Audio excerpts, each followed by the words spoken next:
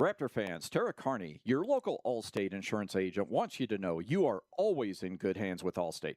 They can help with all your insurance needs, from protecting your auto and property to your family's future with life and financial services and everything in between. Give Tara a call at 801-606-4547 or email her at tara@allstate.com for a free quote. You can even stop by her office on the corner of 20th and Washington. And remember, you're always in good hands with Allstate. Are you okay? You seem upset. Turns out you were right. Our car was breaking down and we did need a new one with a loan from America First Credit Union. Me saying there was no hurry and to wait was wrong. Hey, on the bright side, we got to meet Huey. Get your money working with our low-rate auto loans, now with no payments for 90 days. With so many options available, you may find it difficult to distinguish between contractors and which one is the best qualified to handle your important project. We would like to make this decision easy for you by summarizing what sets us apart from our competitors. Kier Construction has an experienced staff, annual revenues exceeding $100 million, and Kier has evolved into a diversified general contractor with experience in multi-unit and commercial construction. Kier Construction invites you to experience the difference. Call us at 801-627-1414.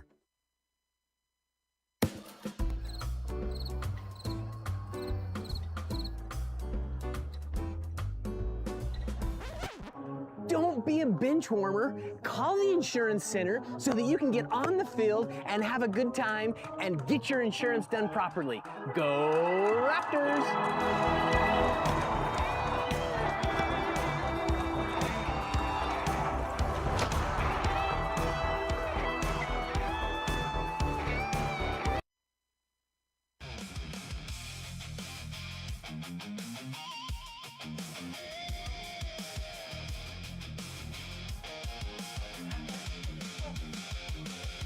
Welcome into the Ogden Raptors broadcast network. Arden Locke alongside Tyson Whiting for Game 4 between the Raptors and the Voyagers here on this lovely Friday night, 7 p.m. first pitch, a little bit later tonight than normal, but nonetheless, the same two teams that we have seen all week long so far, Tyson. It is the Raptors and the Voyagers.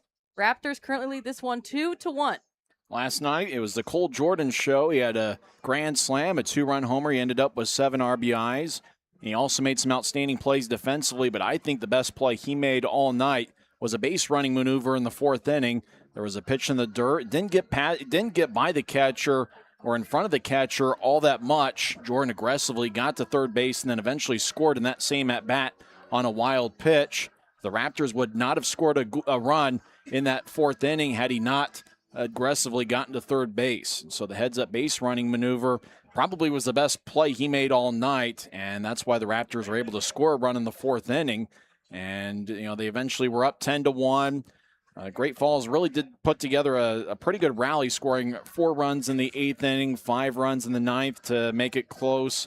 But the Raptors came away with a 15-10 victory. Game 1 of this series was the home run derby, and the walks were plentiful. There was 13 home runs and over 20 walks. Next game, much lower scoring, 6-5 win for the Raptors. The Bradley Pell walk-off in the bottom of the 9th inning sealed the deal. And then, as Tyson just very nicely summarized, last night, the big victory for the Ogden Raptors to put them up 2-1. They have a 2-game win streak as of now. They snapped their 7-game win streak with their loss in the first game of this series, and the Voyagers had then won 2 straight. But since then, the Voyagers have lost games 2 and games 3. They're going to be trying to bounce back. 2 new pitchers on the mound, obviously.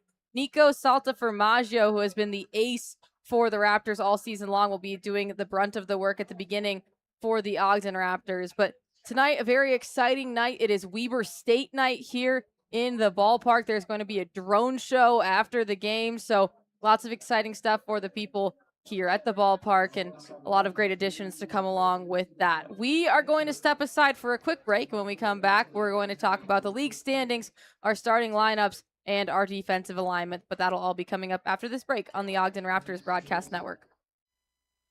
At the Prairie Schooner, you can dine in a covered wagon next to an open prairie fire while enjoying our delicious hand-cut steaks, fresh seafood, and signature desserts. Our indoor recreation of the American Pioneer West provides a great atmosphere for intimate dinners, special events, and large banquets. Check out our menu at prairieschoonerrestaurant.com or call us at 801-392-2712 to reserve your table today. There is no substitute for experience. Windward Electric is the foremost complete commercial and industrial electrical contractor in the Intermountain West. We're committed to excellence, integrity, accountability, and professionalism. We cherish our legacy and value relationships as we strive to provide electrical projects with exceptional experiences for our clients. Call 801-648-7270 for a quote, or visit windwardelectric.com today.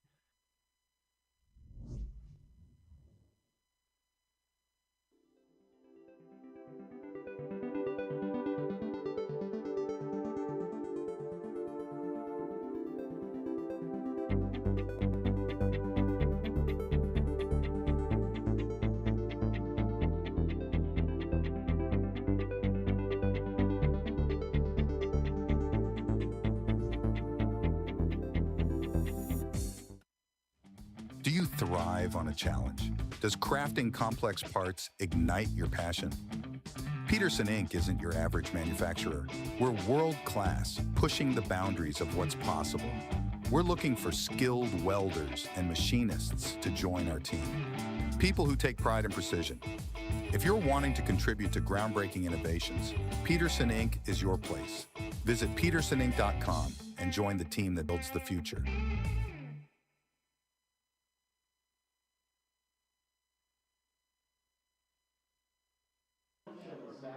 Welcome back to the Ogden Raptors Broadcast Network. Arden Locke alongside Tyson Whiting. And as we alluded to, we'll take a quick look at the 2026 Pioneer League standings as they stand right now. Long Beach Coast has won 2 straight, and they sit atop the standings, so they have bounced back from that Game 1 loss in their series to get to 17-4.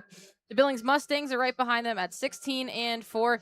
They have also bounced back and won 1 straight. Last night, the Boise Hawks picked up a loss against the Idaho Falls Chuckers. That snapped a massive loss streak for the Chuckers, and it drops Boise down to 8 losses. Themselves and the Glacier Range Riders are knotted up at 13-8, and then 12-9, 3 different teams, the Paddleheads, the Roadsters, and the Raptors. Right below them, 9-12, a 3-game gap there in between those teams, the Oakland Ballers and the Yuba Sutter Freebirds. Then you have the Great Falls Voyagers at 7-14, the Red Pocket Mobiles at 3-18, and the Idaho Falls Chuckers, like I mentioned, picking up their 2nd win of the season. But it's just becoming more and more bunched in that middle section. I mean, we have 5 teams in between 13 and 12 wins. 1 win tonight and a loss from Boise or Glacier, and Ogden is sitting right there in 3rd place. Got to root for the Chuckers once again tonight against Boise. And as you mentioned it, Ogden right now with a record of 12-9, but they're just a game back of 3rd place Boise. And so they're within striking range of one of those top 2 spots. You know, I think the Raptors could use some losses from Long Beach and Billings.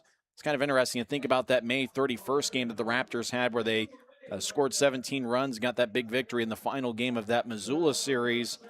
You knew that the Raptors had to find a way to win all 6 games in Idaho Falls because of how the Chuckers have been struggling to start the season, with Great Falls coming into tonight's game with a record of 7-14. It's important tonight and the rest of this series for the Raptors to take care of home field. The Raptors are just 4-5 at home so far this season, but a few more victories, and obviously with their ace on the mound tonight, Nico Santformaggio, Ogden's looking to find a way to climb even further in the Pioneer League standings. Also, interestingly enough, the longest win streak in the Pioneer League right now is 2 wins. That is what Ogden also has right now. So no one very streaky right now. The longest loss streak is just 2. So it's been an up and down season so far throughout the league. And, you know, everyone knows in baseball, great plays are often bang bang. At Red Pocket Mobile, a real person answers in around 2 minutes or less by phone or chat. No bench time, just real help when you need it. Step up to better wireless at redpocket.com, proud sponsor of the Pioneer Baseball League. Red Pocket Mobile, your new ultimate cell carrier. So it will be the Ogden Raptors trying to get to their 3rd straight win of the season. And then it will be the Great Falls Voyagers looking for their 8th win of the season to snap a 2-game loss streak. For the Great Falls Voyagers, their batting lineup will be as follows. Aiden Redahan leads off as he has done the entire series. Kyle Schmack follows behind him, and Trey Cruz, coming off of a great night last night, will be in the 3 spot.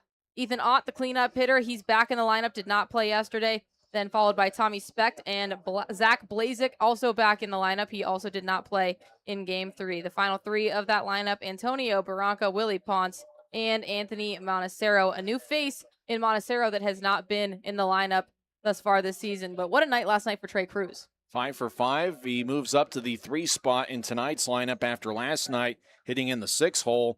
He was just outstanding, just spraying the ball around. He had 3 RBIs to go along with the 5 hits, and it's a very different looking lineup for Great Falls this evening. One of the big things, though, the Raptors did a great job of last night is keeping Aiden Redasan off the base pass. He was 0 for 5. He came into last night's game with a .444 batting average.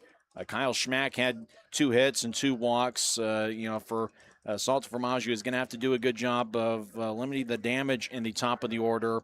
Tommy Specht was 0 for 3 with 2 walks. Will Rogers had 2 doubles for Great Falls, but the big hero last night was Trey Cruz.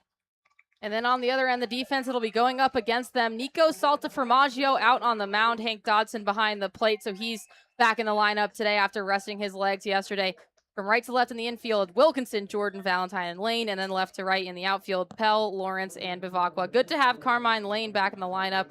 We'll talk a little bit more about Salta Formaggio, but we're going to first take a quick break to hear the national anthem here in Lindquist Field.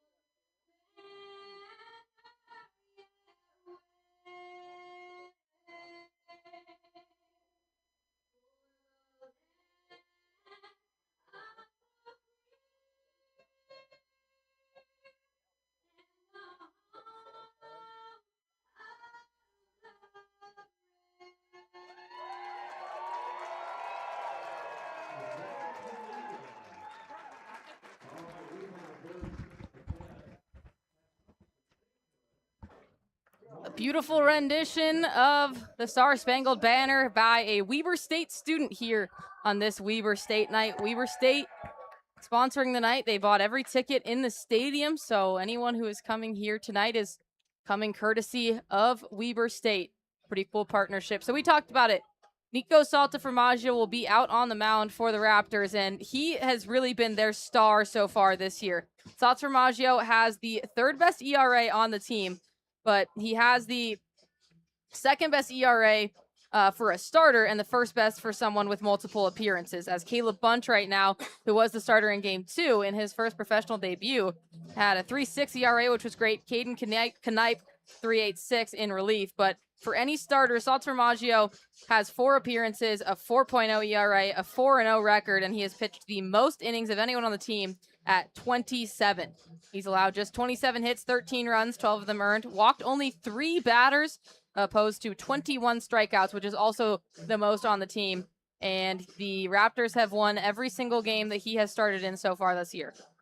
It's a great walk to strikeout ratio, 21 strikeouts to only 3 walks. It's his 3rd year with the Raptors, and he's got a good assortment of pitches, and really the big key for him is he's been able to get strike one and stay ahead of the hitters. And they always talk about the most important pitching in that bat is the first one, and Salta Formaggio has frequently attacked the strike zone and found the play early in the count. He's got a good assortment of pitches. He's got, as Ben McDonald described earlier today in a College World Series game, he's got a Ronald Reagan fastball, which is in the mid to high 80s, and he's going to feature that tonight. And he's a legitimate strike thrower, and he's looking to put together a good start here in his 5th appearance of the season.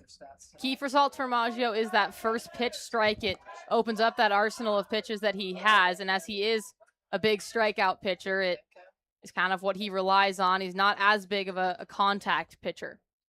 Aiden Redahan will step in first, batting .406 on the year with 3 home runs. He's got the best batting average of anyone on the team with more than 5 at-bats. First pitch to him is hit directly into Chase Valentine's glove. He makes a running throw over to Wilkinson at first base, and 1 pitch, 1 out for Salta Formaggio. Talk about efficient. Well, they know he's going to throw a strike, so I imagine Great Falls is going to be aggressive early in the count. Good play by Valentine, who had to range far towards his right. Got it on a nice hop about waist high and made a nice throw to first to get this one underway. So it'll be Kyle Schmack next up. 25-year-old from Indiana. First pitch to him, catches the outside edge of the zone for a called strike. Our umpires today are James Ainworth behind home plate, Dylan Collins at first base, and Ryan Starks at third. Next pitch misses low in the dirt. That's the same alignment of umps that we had in game 1, as it is a 3-position rotation. Schmack played for the Voyagers last year, and he pulls this one up the left field line foul. He's batted very well in this series thus far. He is 7 for 12 in the series. Makes him 15 for his last 32. So batting just south of 500. This one is lined right past Salta Formaggio. It gets a high bounce off the mound, and it'll go into center field where Colston Lawrence snatches it up. It'll be a 1-out single for Kyle Schmack to get on base. Schmack reached base 4 times last night, 2 hits and 2 walks, and he finds a way to get one right up the middle. Good piece of hitting by Schmack, who didn't try to do too much. And that extends his, it was a 6-game hit streak, now up to 7. Designated hitter Trey Cruz steps in. He's the one we highlighted pregame. Great night last night. First pitch swinging. This one is sailing into deep left field. Settling under it is Lawrence at the warning track. And it will be Schmack retreating all the way to first base. And once again, first pitch swinging by the Voyagers. They've seen the scouting reports, and they know that Salta Formaggio is going to attack the strike zone, and so they're going to be hunting for a fastball or something on the plate. That one is actually a little bit outside. Cruz just took it and took it a long way to left center field, but just hung up enough for Lawrence to make the catch. So 2 outs now for Ethan Ott, who did not play in yesterday's game. Was the first baseman in the first 2 games. The pickoff throw behind Schmack is not in time as Schmack slides head first back into first base. Dylan Wilkinson, who's playing first today, was the catcher in yesterday's game. First pitch catches the zone for a called strike against Ethan Ott. Ott's got pretty good size, 6'2", 220 pounds, played his college baseball at the University of New Mexico. Ott has been struggling recently, batting .278 on the year. Only batted .200 in their last 2 series, and he swings and misses at 0-1 to make it 0-2. So he bat .200 against the Ballers and the Mustangs, also batting .200 in the 2 games that he has played against the Raptors. 2 for 10. Salta Formaggio looking for his first K of the night. The 0-2 pitch. Misses. No, it catches the high edge for his first strikeout. And the Voyagers leave one stranded. A quick inning for Salta Formaggio, and we are through half an inning here at Lindquist Field. We'll be back for the bottom of the first after this break on the Ogden Raptors Broadcast Network. Are you okay? You seem upset. Turns out you were right. Our car was breaking down and we did need a new one with a loan from America First Credit Union. Me saying there was no hurry and to wait was wrong. Hey, on the bright side, we got to meet Huey. Get your money working with our low-rate auto loans, now with no payments for 90 days. Do you thrive on a challenge? Does crafting complex parts ignite your passion? Peterson Inc. isn't your average manufacturer. We're world-class, pushing the boundaries of what's possible. We're looking for skilled welders and machinists to join our team. People who take pride in precision. If you're wanting to contribute to groundbreaking innovations, Peterson Inc. is your place. Visit petersoninc.com and join the team that builds the future. Who's pitching? 3 wireless carriers. Big corporate mobile. Our stock always goes up. So do your prices. I'm out. We're cheap. Just like your coverage. We're Red Pocket, your new ultimate cell carrier. Only we give you all 3. No price increases, 2-minute care, and all major networks for your best 5G coverage. What's your ask? $10? You've got a deal. Switch to Red Pocket. Like me, your new ultimate cell carrier.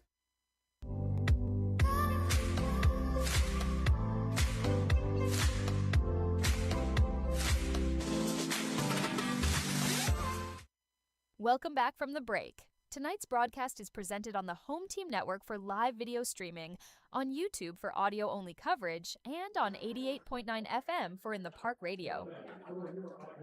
Welcome back here on the Ogden Raptors Broadcast Network.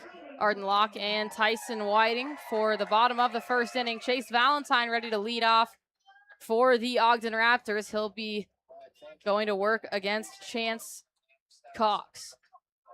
And Cox's professional debut, and he starts out with a pitch clock violation, and so the count's going to be 1-0 to Chase Valentine. This is the second game in a row that they have started off with a pitch clock violation. It happened to Sam Lavin going up against Chase Valentine last night. Next pitch from the lefty sweeps inside on Valentine. He has a pretty deliberate delivery. His arm takes a while to go from behind him to come apex above his shoulder.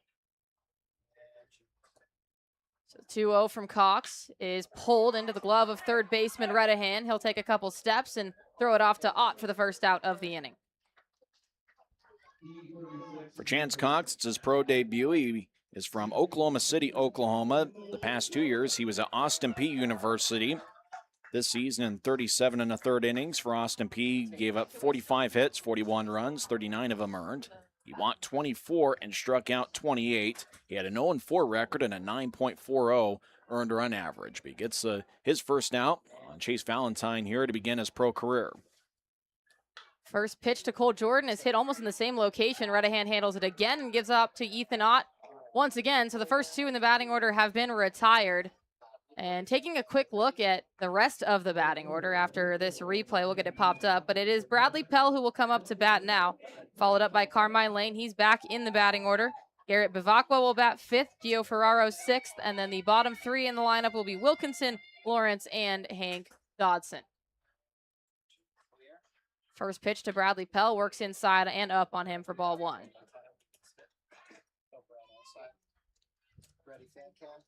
We've seen a couple first pitch swings so far, 2 by the Voyagers, 1 by Cole Jordan just now. Next pitch to Bradley Pell misses too high, and it's 2-0 quickly.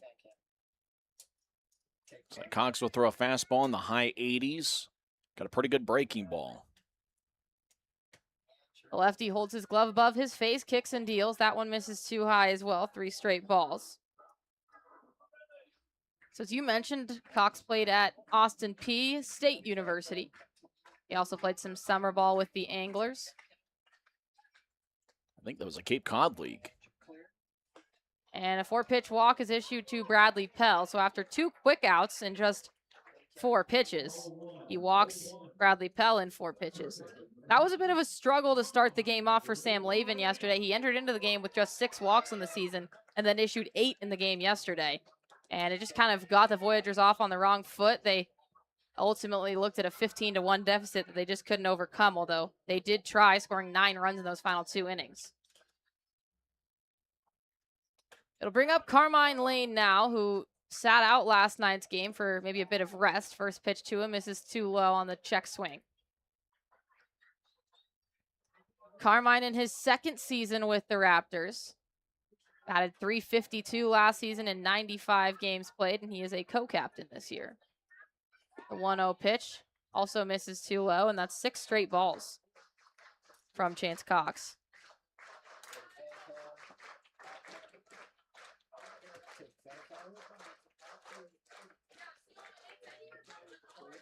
The 2-0 to Lane, and that one catches the top right side of the zone.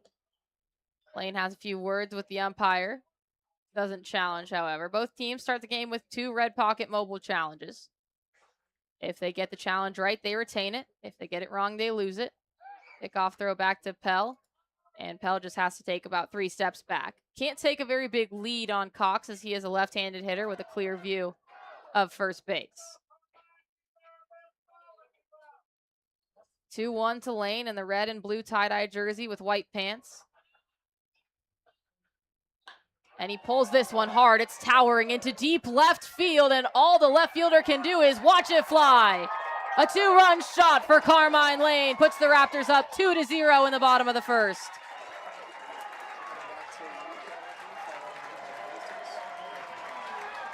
Looked like it got jammed a little bit and just kind of muscled the ball 359 feet over the left field wall as it was an inside pitch. In fact, it was out of the zone. Only 93 miles an hour off the bat, but that displays a lot of strength for Carmine Lane. And as I mentioned before, just kind of muscled that ball over the left field wall to give the Raptors a 2-0 lead. Absolutely. That was just sheer willpower, quite frankly, to take a ball that inside and up in your barrel out of the yard. Garrett Bavacqua steps in now. One of his first times this year playing consecutive games. He and Kyler Stancato have been switching off back-to-back quite a bit, but with Garrett Bavacqua's bat the way it is right now, as he went 3 for 5 yesterday with 2 RBIs. They had to bring him back in. And you see that .536 average on the season. That's the highest on the Raptors. He's only played in 9 games with 28 at-bats, but still not an average to sniff at. He's been a hot hitter, and he's really earned the playing time, and not only earned the time, but he's in a prime RBI spot hitting in the 5-hole this evening. He quickly falls behind a Cox 0-2. Waves his burnt orange bat up in the air, and he fouls this one off to stay alive. Great hands by the pitching coach in the Great Falls Voyagers dugout. That's Chuck Shirley with the sure hands right there. Just caught it off one hop barehanded. The Montana Mountain Man. As that's how we dubbed him last night. The 0-2 to Bavacqua. Cox looking for the first strikeout of the night, and that one misses well outside.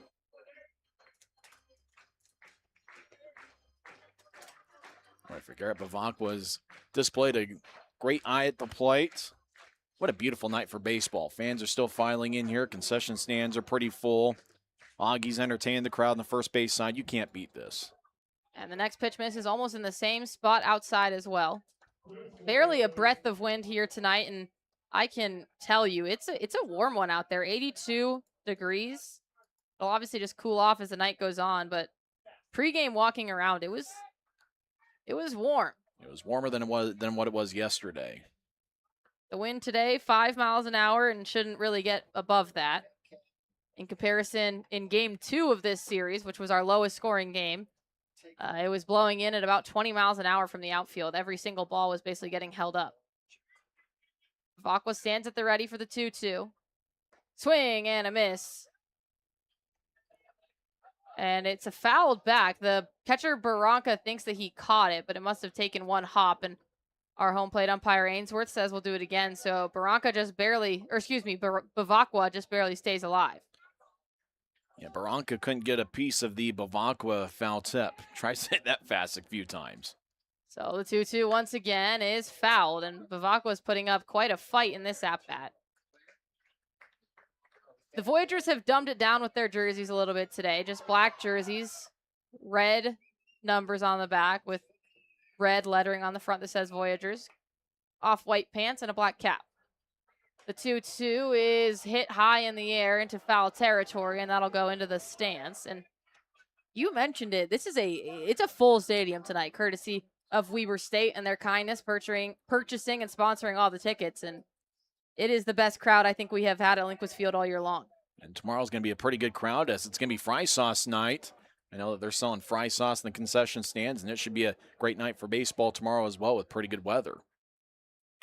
Vacqua stands at the ready for the 2-2 once again. The pitch continues in, and at this time, it's a swing and a miss. The ball is caught, and that's a strikeout.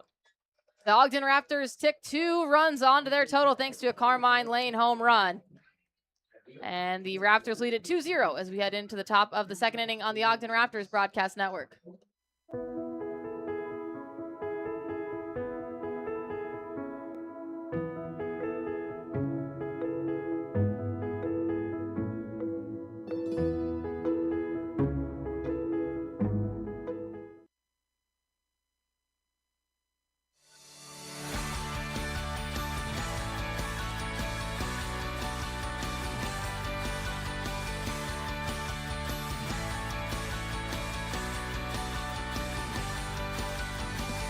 GCB Computers. Refurbished, reliable, and ready to go. The computer you need at the price you can afford.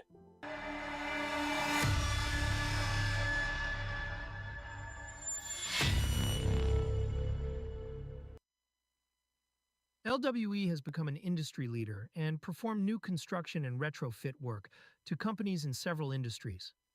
LWE is located in northern Utah and has performed work throughout the western United States. We can be reached at 801-621-3220.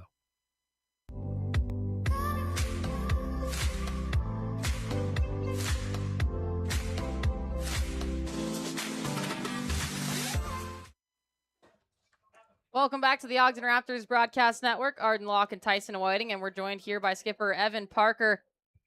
Can you hear us?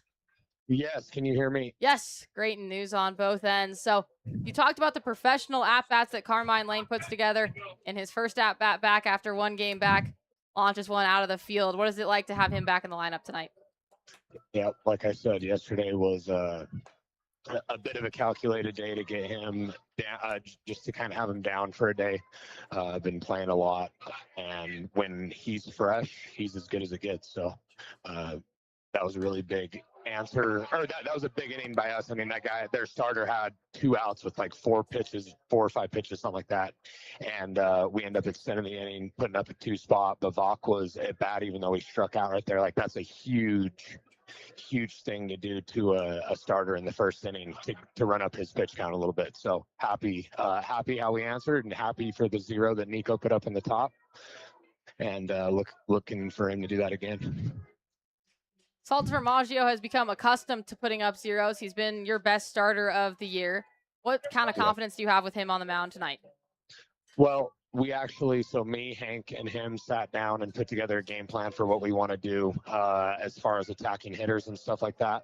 And, honestly, an occasional walk there by him, but he's around the zone a lot. And so we just put a game plan together in terms of how we want to go after their lineup.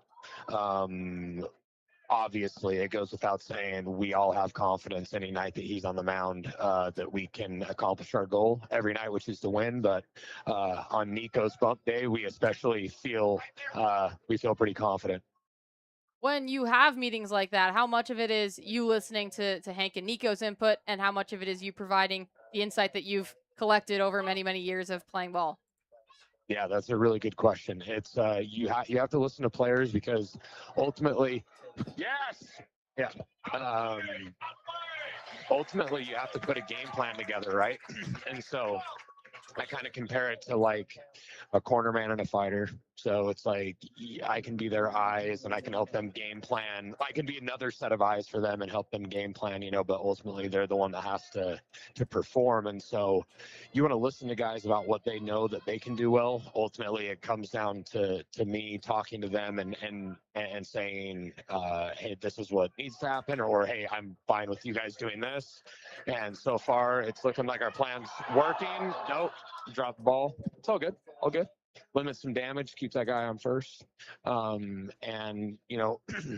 So yeah, that's a very valid question. Obviously, I give my input in terms of like, hey, we have to do these things to be successful. But you can listen to guys about what they do well, and Hank has been catching when Nico's had some success, and so he offers his input. Nico offers his own input on himself, and we all three put it together, and hopefully put a winning game plan together for tonight. Awesome, Skip. We appreciate your insight as always. Thanks so much. Right. Yeah, thank you so much. The runner goes. They do not get him on the steal. So not quite complete double play after the throw from Cole Jordan was a little bit high to Dylan Wilkinson, but there are 2 outs. And the lead runner, who is Tommy Specht, who got on via a walk, did get out in that fielder's choice scenario. Antonio Barranca is on first base, and it is Willie Ponce in his second professional baseball game coming up to bat now. This one is golfed foul. Ponce 1 for 4 in his professional debut, but he did have 2 RBIs. And we had his family chiming in on the text line. If you're interested in sending anything in today, it will be 385-240-1121. That's the text line number. Salter Maggio with 2 strikes on Ponce. Looking to end another inning quickly. That one's in the dirt. It gets past Dodson. Going to third is Barranca, and he'll make it there sliding in. So a stolen base and then a wild pitch allows Barranca to now stand just 90 feet away from scoring. It looked like Salter Formaggio trying to throw something nasty, and Dodson just couldn't block it. So counts 1-2 as Salter Formaggio still ahead of the hitter Ponce. So as you mentioned, one pitch can basically all but make up those 1 stolen base, 1 pass ball, but that one works inside, and it's now 2-2 to Salter Formaggio. That was a good fastball at 92 miles an hour. That was probably the best fastball that he's thrown here tonight.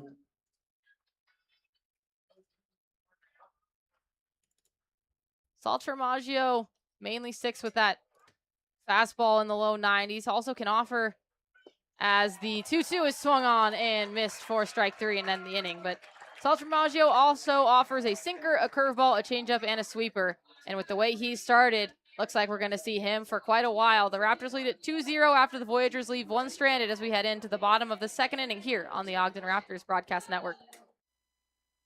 GCB Computers. Refurbished, reliable, and ready to go. The computer you need at the price you can afford.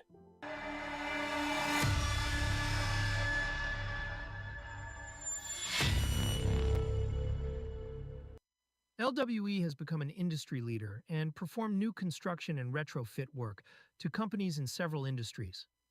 LWE is located in northern Utah and has performed work throughout the western United States. We can be reached at 801-621-3220. GCB Computers. Refurbished, reliable, and ready to go. The computer you need at the price you can afford.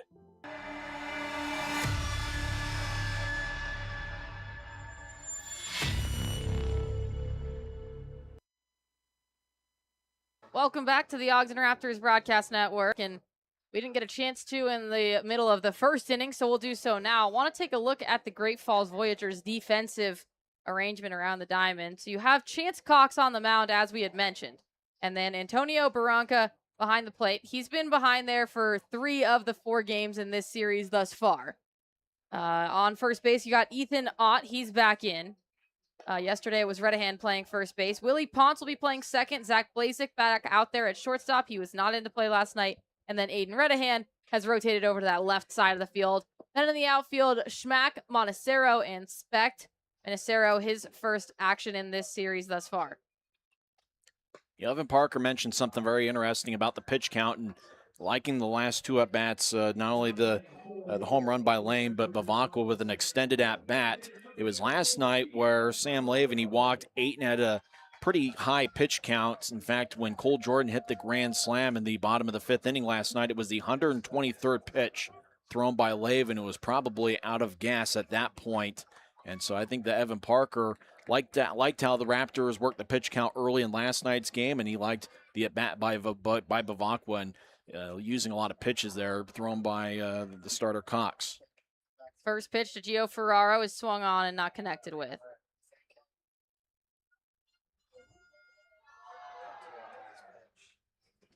Ferraro has been one of the best bats on the team thus far, has the best batting average besides Bavacqua, and he has had 69 at-bats, so it's a slightly larger sample size than Bavacqua, who's hitting .530 through 28 at-bats. Ferraro looking at a 1-2 count now, though. The pitch from Cox gets in there for a called strike 3, and Ferraro's knees buckle as he watches that one hit the strike zone for strike 3. Second strikeout for Cox in his pro debut, and that was a nice breaking ball at 77 miles an hour that got over the outer half of the plate to get Ferraro. So it'll be Dylan Wilkinson, the absolute utility player who played catcher a few days yesterday. Now playing first base today. He's also spent a little bit of time in the outfield, can truly play anywhere. First pitch to him misses inside. He's used as a pinch runner quite often, too, as he is nicked by that one, and he'll take his first base.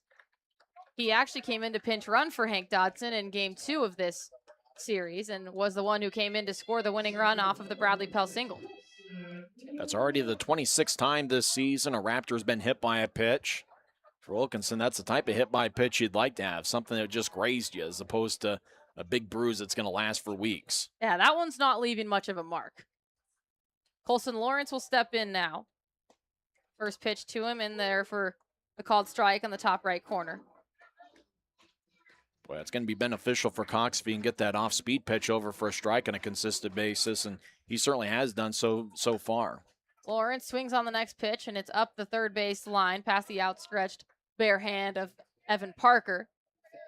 You don't always see the manager out there working first base, but for the Raptors, they don't actually have that many coaches on staff. It's Campanello, who is the hitting coach and the bench coach, and then Evan Parker, who's the skipper. Colson Lawrence gets under this one and lifts it into shallow center field. Settling under it is Montecero, and he blocks the sun to make the first out of the inning. Second out of the inning. That would be an E10. That means it's an error on the announcer. That's okay. I think it's just your first error this season. We remembered we had those buttons. I did that one on myself, but E11 does exist, so watch yourself, Tyson. Well, I'm prone to making errors. It's just part of the game. After the fly out, 2 outs for Hank Dodson. Still Dylan Wilkinson on first after the walk. Dodson lifts the first one into right field. Settling under it is Tommy Specht, and he'll make a few steps to his right for the third out of the inning. So we're through 2 innings quickly here at Lindquist Field. The Raptors still leading it 2-0. Both teams with 1 hit and no errors as we head into the top of the third inning after this break. GCB Computers. Refurbished, reliable, and ready to go. The computer you need at the price you can afford.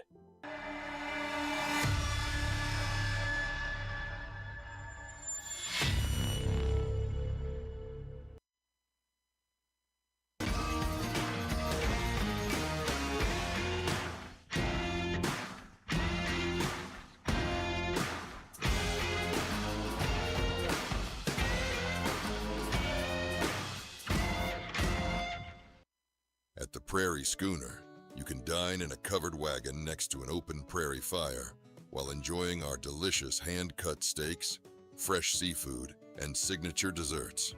Our indoor recreation of the American Pioneer West provides a great atmosphere for intimate dinners, special events, and large banquets. Check out our menu at prairieschoonerrestaurant.com or call us at 801-392-2712 to reserve your table today. This can keep a battle buddy safe from the risk of suicide. I get it, it's just a phone. But when you call a friend, you show that you care, which can help them fight their inner battle. Now drop and call 20 people.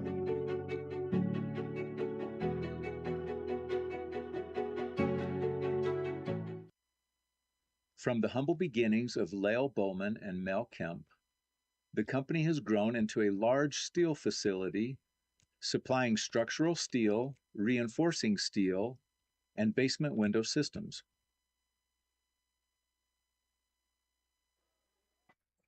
Welcome back to the Ogden Raptors broadcast network. The Ogden Raptors lead at 2-0 in the top of the third. Nico Saltzformaggio still going to work out on the mound.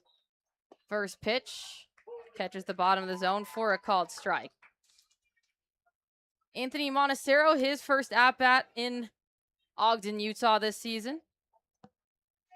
Next pitch misses outside for a ball. I'm looking forward to that drone show after the game. That's certainly going to be a lot of fun.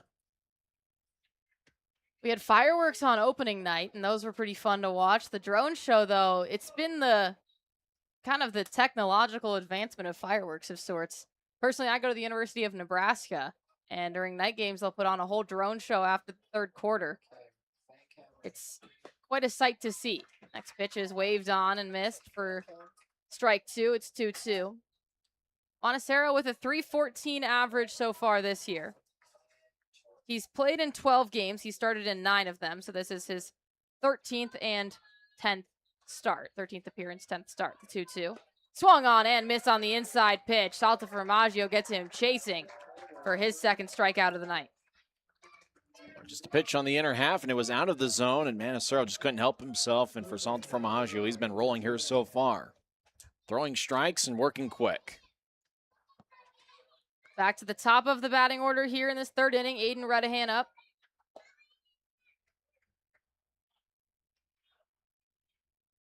Coming into this inning, Salta Formaggio had just faced 2 more than the minimum.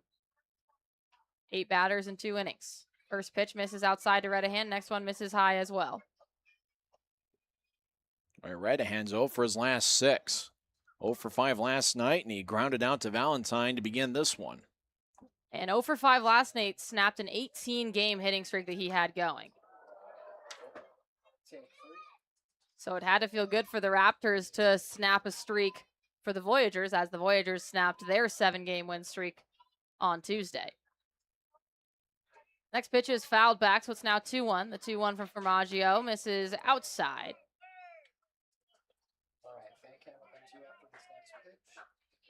Outfield playing pretty deep on Redahan. In fact, the center fielder is probably just a couple feet away from the warning track.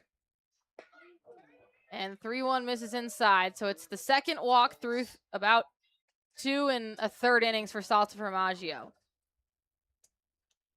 I learned in the preseason that Salta Formaggio's last name stands for cheese jumper, or jumping over cheese in Italian. Really? That's according to him. He could be pulling my leg, but He very well could be. my source is the man himself, the cheese jumper himself. That'd be a pretty good nickname. The pickoff throw is not in time for Redahan. In fact, I think we should get a pizza company. Maybe we should get Lucky Slice to partner up with Nico Salta Formaggio, and in the concession stands, we could have the cheese jumper slice. I like where your head's at. The next pitch is pulled by Kyle Schmack. There's Lucky Slice vendor here in the stadium. And I think that that is, 1, something that every fan should go check out, and 2, a promotion opportunity that cannot be passed up. A lot of options. You can get pepperoni, you can get the cheese jumper. Or maybe you could just call it the Salta Formaggio. Just a big slice of pizza with extra cheese. Runner goes. He got a great jump, and no one's covering second base.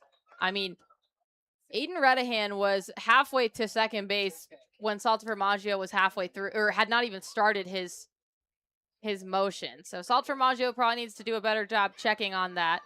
Now a runner in scoring position, and anything deep in the outfield from Schmack could possibly score him. This one is lined right back up the middle. It'll go down as a base hit. Colson Lawrence handles it. Coming around to score is Redahan from second base. And the play at the plate is not much of a play as Redahan slides in for the first runs of the Voyagers' evening. That's a good piece of hitting by Schmack. Second time he's gone up the middle and just didn't try to do too much, just right up the middle. Lawrence, though, with a great arm in center field. And the good part about that throw by Lawrence to the plate is it was low enough that Schmack was able to stay at first base. If it would have been one of those lollipops towards the plate, then Schmack probably would have taken off for second.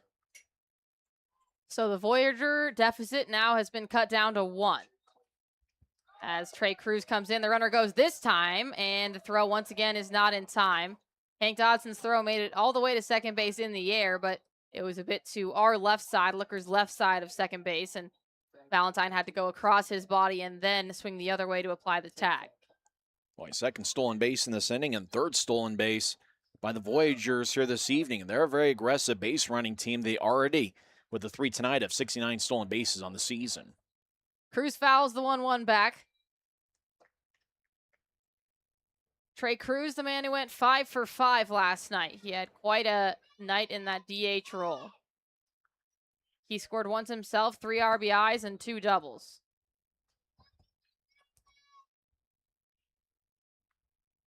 Salts for Maggio checks second. The pitch is pulled, and Cole Jordan is unable to get it as he dives into the outfield. It will be Bavacqua handling it. The throw home will be cut off by Salta Formaggio, and another run comes in to score. So now it's a 2-2 game thanks to just 2 hard-hit singles, 2 stolen bases, and the Voyagers have locked this one up. Boy, Cruz stays hot. He moves from 6th to 3rd in the batting order tonight, and that was a hard hit ball at 91 miles an hour. And Jordan tried to make a diving attempt and just couldn't get there in time. And for Cruz, who had 3 RBIs last night, picks up 1 here this evening. Pickoff is not in time to Trey Cruz, and it can't be overstated how important those 2 stolen bases are, as those both got Redahan and Schmack in position to score on just a hard hit grounder into the outfield, whereas that ball's not deep enough for them to score from first base. All right, Salts Formaggio with 1 pickoff attempt there, trying to get Cruz. Great Falls averages close to 3 stolen bases per game, so they're a team that likes to run. First pitch, and he running again. This one is lightly tapped. Salts Formaggio basically just traps it with his glove. It didn't even go into the webbing, and he'll get the runner who's going to first, so the behind runner in the form of Ethan Ott. Trey Cruz is able to extend over to second. Now there's 2 outs. With that pitch being out of the zone and not breaking his bat, I wonder if that was a hit and run situation, as Ott probably was swinging all the way. Salts Formaggio was able to glove it and make a calm play to first, but the runner, having taken off, is at second base with 2 outs.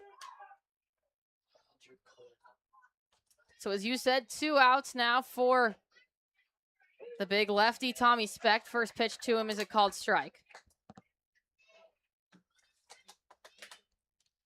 Like Sean Rapay is the type of manager, he'll tell you they're not necessarily a home run hitting team, but they're a team that does like to go 1st to 3rd, do a lot of those little things, and be aggressive on the base pass. This one is skied, and it looks to be foul out of play up the left field line, and it is. So in some respects, you could probably say that Great Falls offensively isn't all that different from a style that the Idaho Falls, or that the Ogden Raptors employ. It's a lot of hitting, getting base runners on the bases, and then Wise running around them. It's not the most powerful game. It's been more of the style of these 2 teams that we're used to seeing after game 1.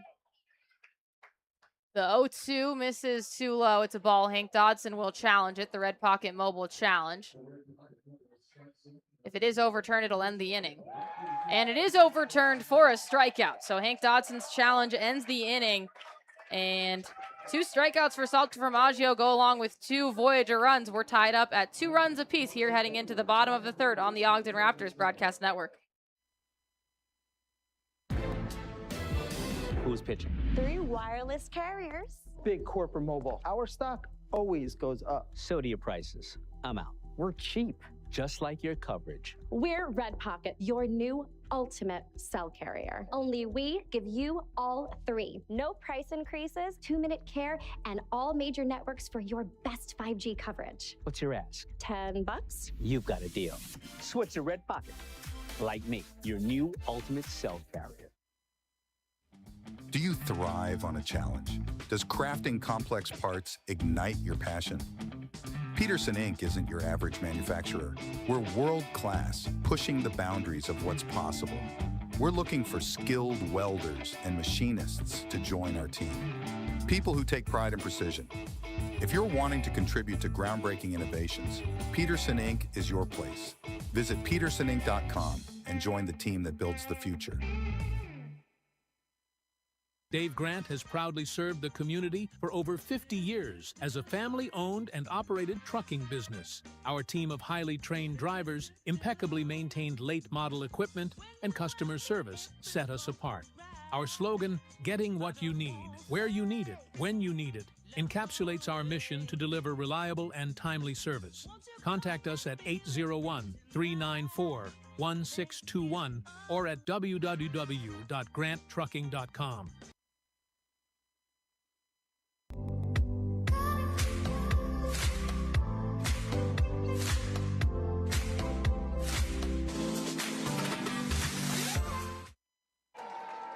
Chase Valentine coming up to bat here in the bottom of the third inning. We're tied up at 2 runs apiece as the Great Falls Voyagers tacked on 2 in the top of the third.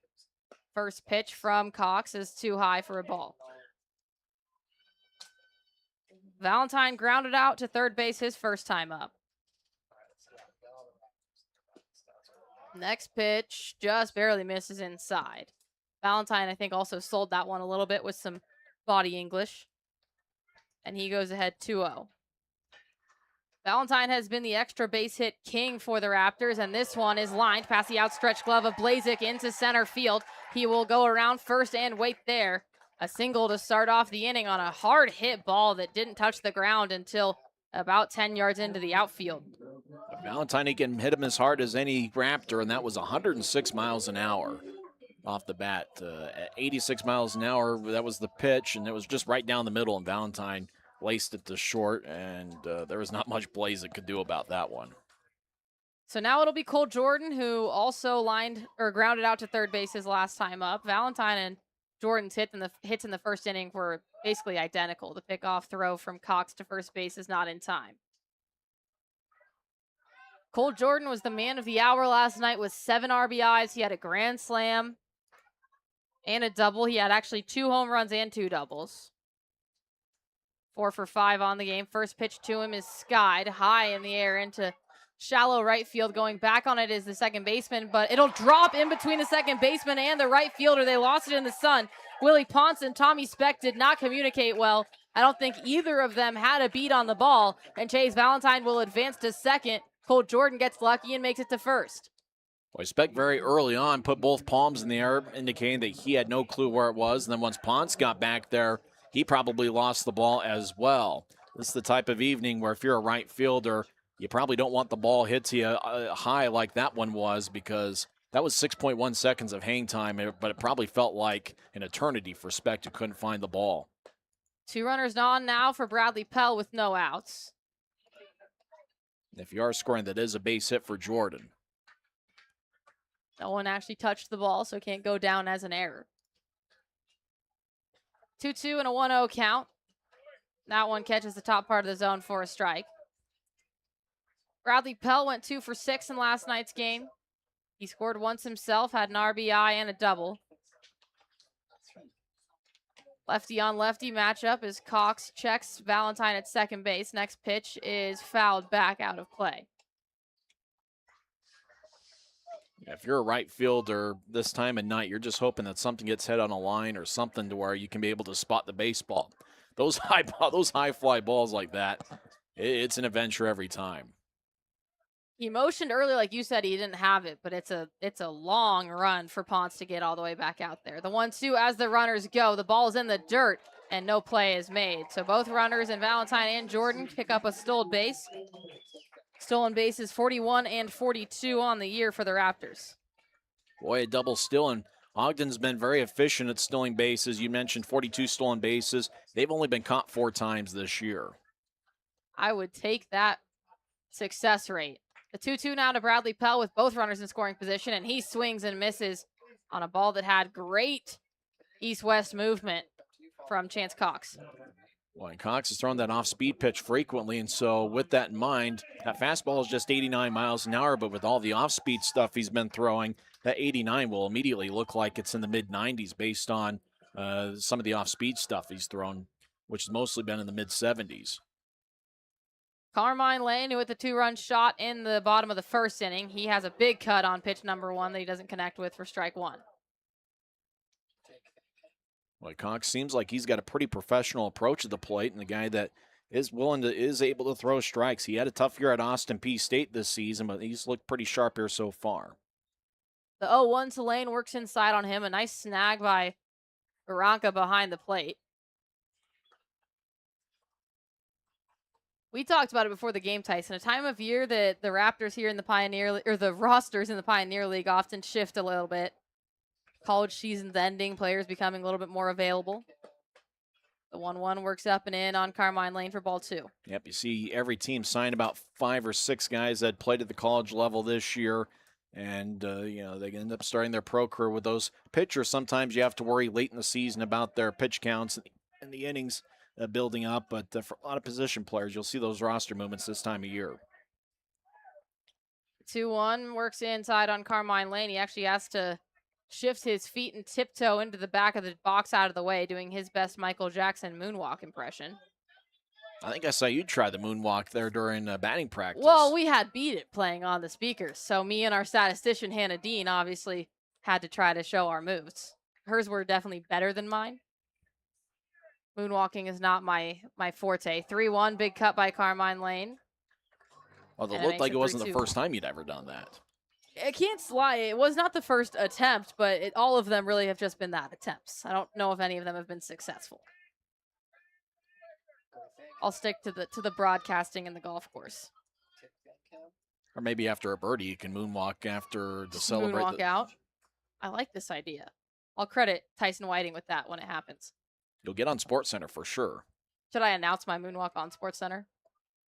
The payoff pitch to Lane is grounded to the shortstop. Blazik will make a crossfield throw on one hop. It's not handled by the first baseman, Ethan Ott. And coming around to score will be Cole Jordan.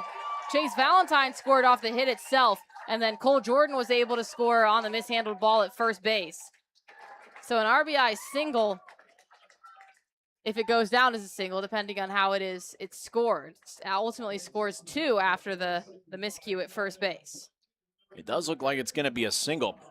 It looked like a good throw might have gotten Lane by a step, but it looks like according to the scoreboard, they've given Lane a single. Hard to say whether he gets 1 RBI or 2 RBIs. The runner at third probably would have stuck at third base had the first baseman come up with a pick. First pitch to Bavacqua is fouled back. He struck out swinging his last time up.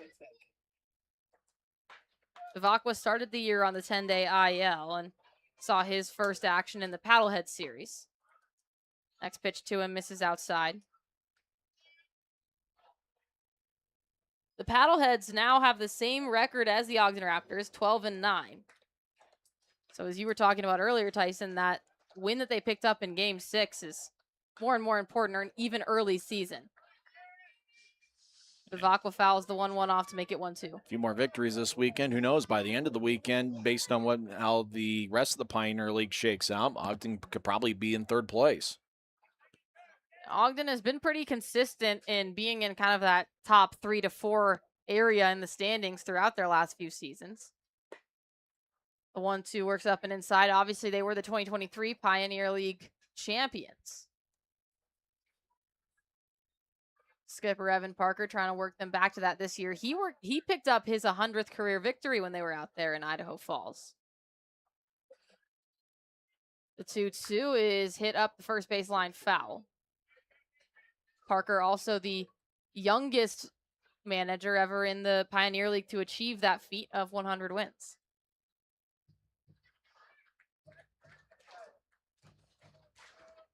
He looks very youthful as well. In fact, him throwing batting practice, you believe he'd probably still be out there and throw some pitches. 2-2 misses too low and makes it 3-2. It was really interesting in batting practice today. So Evan Parker is obviously a righty, but he was able to manipulate the ball to try to give it spin to look like it was coming out of a lefty's hand. That's how it pays to have your skipper also be a man who has pitched professionally. He knew there's a lefty starting, so he wanted to simulate it for the hitters. Full count pitch is fouled off once again, and Bavacqua has put together now 2 high-quality battling at-bats. Regardless of the result of the at-bat, Evan Parker certainly is happy about the count being extended. Get the pitch count up for Chance Cox and see if they can get into the Great Falls bullpen. The Voyagers haven't used a ton of pitchers so far through this series since Game 1, as the 3-2 is swung on and missed. Bavacqua is going to want to have that pitch back, although he is arguing that he fouled it off. So he's having a conversation with Ainsworth behind the plate. He can't believe that he's being called out, as he really thought he grabbed a piece of that ball. But it ultimately will be Bavacqua's second strikeout swinging of the day. Problem is, I think the scoreboard had a 3-1 count, and so I think Bavacqua maybe thought that it was 3-1. That the he was kind of checking the count, probably didn't remember what the count was, and figured out that it was strike 3. So now it brings up Gio Ferraro, who struck out looking his last time up. That's already the 4th strikeout of the night for Cox so far, as his first pitch is a strike. At the college level this year, he had 28 strikeouts in 37 1/3 innings.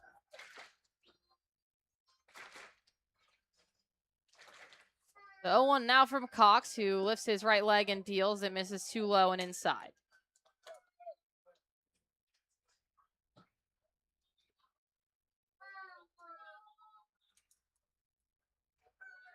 Ferraro has the best batting average of anyone on the team. Also has one of the higher strikeout totals of anyone on the team. Sits at 15 strikeouts. The highest on the team is 20. So it's usually a get on base or strikeout situation for Ferraro. Looking to drive one in the gap and see if he can get Carmine Lane all the way around from first. A 2-0, 2-out, 1-2 count for him. Carmine Lane steals second. The tag is not in time. The entire defense started walking off the field as they really thought they caught Carmine Lane stealing, but stolen base number 43 on the year. Everybody in the infield was probably 2 or 3 steps towards the Great Falls dugout, which is on the first base side. They certainly believed that they had gotten him. It looks like the manager, Sean Rapé, has given a few words to one of the base umpires. But stolen base for Carmine Lane. Now a 2-2 count to Ferraro. Gets one down in the outfield for a hit. It will score Carmine Lane, and he swings and misses for his second strikeout of the night. This one swinging instead of looking. But nonetheless, the Raptors leave one stranded, and we're still knotted up at 2 as we'll head into the top of the 4th inning after this break on the Ogden Raptors Broadcast Network. From providing a great member experience to providing easy access to your accounts with our mobile app, we are here to help you along your journey. Call 801-399-9728 for more information or visit ascentcu.com. At the Prairie Schooner, you can dine in a covered wagon while enjoying our delicious hand-cut steaks, fresh seafood, and signature desserts. Go to prairieschoonerrestaurant.com or call us at 801-392-2712 to reserve your table today. It starts with a vision, a goal that sets the wheels in motion. The path may be rough, but with grit, hard work, and the right support, no race is too tough. No goal beyond reach. Bank of Utah provides all the tools and expertise I need to get across the finish line. So what are you waiting for? Start your journey with Bank of Utah today.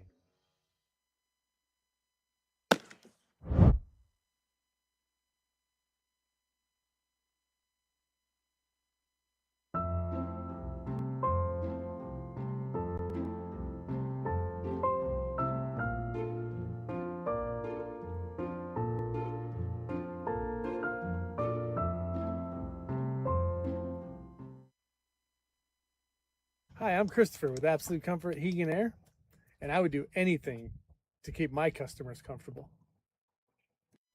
And when it comes to family, I would do anything for love. I'd fix just about anything. You know I would do anything for you. I won't do that. But you won't do that.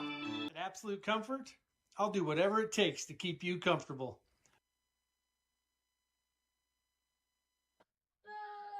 Welcome back here on the Ogden Raptors Broadcast Network. We are joined by the star from last night, Caleb Bunch. How are we doing? Two nights ago. So professional debut went pretty well. How'd it feel to make that debut here in Ogden? It feels good. You know, I had a buddy who was here last year, Cole Stasio. You know, he had a great time, enjoyed it. So said it was a blast, you know, and so when I got the opportunity to come out here, you know, I was all over it. So I'm very happy to be here. What did the timeline look like for you between arriving in Ogden and stepping on that mound to throw your first pitch? oh, it was a couple days. I got here Monday and was on the mound by Wednesday, so it was a quick turnaround. But it ended up working out. So Did anything feel foreign coming in to play your first professional game, or did your time out in Baylor and in the NCAA prepare you pretty well? I think it prepared me pretty well, but at the same time, coming out here into stuff like elevation, and I'm facing some guys that might be a little older, but I don't think anything changes. I think the mindset stays the same, and you go out and try to get as many outs as you can, and kind of roll with that. So Absolutely. Well, Caleb, we're happy to have you here on the Raptors, and congrats on a great debut. thank you so much. 2 line drives that are grounded up the middle, and that puts another runner on. Runner will extend from first over to third. And a tough start to the inning for Nico Saltaformaggio as the first 2 runners are on. Runners at the corners now. There's Zach Blazik and Antonio Barranca. And back-to-back singles, and in both cases, the Voyagers used the middle of the ballpark, and we've seen quite a few comebacks towards Saltaformaggio here early on, so it looks like Great Falls with those short approaches, knowing that he's going to attack the strike zone. Looks like they're just trying to get to the middle of the field. The Great Falls hitting coach has to be happy with their approaches so far. Willie Ponce up. This one is grounded up the first base line in between Wilkinson and Cole Jordan. That'll go down as a base hit, and Blazik will be able to come in to score easily from third. So the Voyagers now cut the deficit down to 1. It's 4-3, still in favor of the Raptors. Right, once again, first pitch swinging, or they're at least going early in the count on Saltaformaggio, and it's almost like the Voyagers are trying to use the fact that he throws so many first pitch strikes against him. So it looks like they're just trying to ambush him a little bit on that first pitch, just jump on something that's going to be over the plate. Carmine Lane, Nico Saltaformaggio, and Hank Dodson will all come out and have a few words. It was interesting, Caleb Bunchen mentioned that he played at Baylor with Cole Stasio, and Stasio last year was outstanding for the Raptors. In fact, he had a 7-1 record in 12 starts. Looks like Stasio is actually playing affiliate ball in the Texas Rangers organization. He played 1 game with Round Rock in AAA, and he's now playing in High A in the Sally League with Hub City. Saltaformaggio checks, and the bunt will be laid down. Formaggio will grab it and gave it over to first base as Wilkinson went there to tag and cover the base, but he slid off of it, and so now the bases are loaded with no outs. Saltaformaggio went to go pick up the ball and had to kind of triple pump as it didn't look like Jordan actually had come to cover the base in time as Wilkinson rushed in to cover the bunt. So Jordan had to slide all the way over from second, and everything just happened a little bit too fast in the bang-bang play. So now runners on every single base with no outs in this 4th inning. Boy, it's been a very strange top of the 4th. Barranca on third, Ponce on second, Montecero on third. Well, when they showed the replay there of the bunt, it looked like Saltaformaggio, the first time I thought he had lost his balance, but it looked like he was just trying to wait for Cole Jordan to cover the back.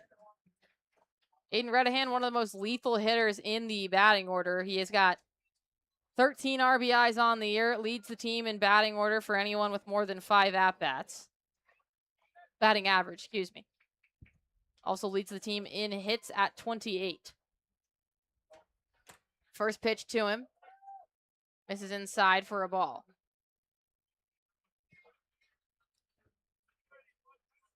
Saltaformaggio already has 2 walks so far on the night. Nowhere to put him. Third baseman Lane's playing in. Looks like the middle of the infield's trying to turn a double play. They're in double play depth. The ball gets behind Dodson. The play at home. The tag is applied, and the runner is out on a great play by Nico Saltaformaggio. The ball didn't get behind Hank Dodson by very much, and he very quickly popped up, grabbed it, and the tag was nicely applied by Saltaformaggio. So they get 1 out in not the most expected way. But unfortunately, it does take away their double play option as every single runner advanced. Right, Barranca, catcher, he doesn't move all that well. Ball got behind Dodson, but it didn't get behind him all that far, and Saltaformaggio did a great job of covering the plate. And Saltaformaggio kind of doing his best Mike Sosha impersonation, blocking the plate from Barranca, who decided to dive head first. So now 1 out, runners on second and third. Ponce on third, Montecero on second. Redahan with a 2-0 count. He hits this one hard. It's sailing into deep right field. Watching it fly is Colson Lawrence. And it bounces off the wall. It'll stay in the field. Coming in to score is Ponce from third. Coming around as well as Montecero from second. And Redahan will extend all the way to third for a stand-up triple that scores two. Boy, that hit the top of Raptors Ridge. It was 365 feet. If it was 367 feet, it would have been a 3-run homer. But 2 runs score, and it's kind of been death by 1,000 paper cuts for Santo Formaggio here in the top of the fourth, as it's now a 5-4 game. The Voyagers have taken their first lead of this game, 5-4, as you mentioned, Tyson. It brings up Kyle Schmack with 1 out and Redahan on third. First pitch to him is hit in the gap between first and second base, and another run will come in to score. Redahan pumping his right fist all the way and clapping as he extends into the dugout, and the Voyagers extend their lead to 6-4. And once again, first pitch swinging, and boy, Schmack got a pitch to the middle of the plate. It was 86 miles an hour, a little bit more up than what Santo Formaggio wanted, and Schmack just smacked it into right field for another run. It's been about who can avoid the big inning so far in this series, and both teams did a pretty good job last night, although until the end when it got cut open a little bit. But so far, it kind of just been 2 runs in this game in each inning until this one. This one is lined up the first base line, lined on 1 hop, I guess, and it's foul. It's one of those times where a pitch clock kind of works against Santo Formaggio, where it's possible that, to kind of slow the momentum down, he'd probably go to the rosin bag and try to stall. With that pitch clock, you can't really do that. And so it seems like this rally for Great Falls has happened in a hurry. 0-1 now to Trey Cruz. He's 1 for 2 on the night. He hits this one 1 hop, handled by Jordan at second. He'll give it off to first base Wilkinson for the second out of the inning. And Kyle Schmack extends to second base. Well, it looked like Schmack was running on the pitch, had a great jump, and so it was a little bit of a high hop to Jordan, and Cole Jordan really only had 1 play, and that was to first. So now it'll bring up Ethan Ott, the first baseman, with 2 outs.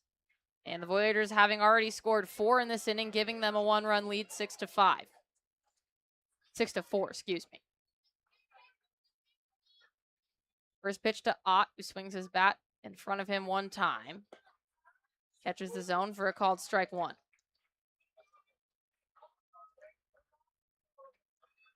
By this Lindquist-filled huge crowd, but it looks like they're a little bit stunned in the seats right now, seeing the 4 spot by Great Falls.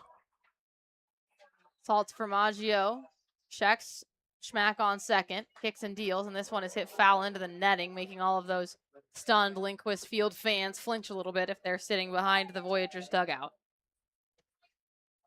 Well, good thing there's a netting that extends all the way out there. It extends actually all the way, basically even with the bullpen, into middle of right field.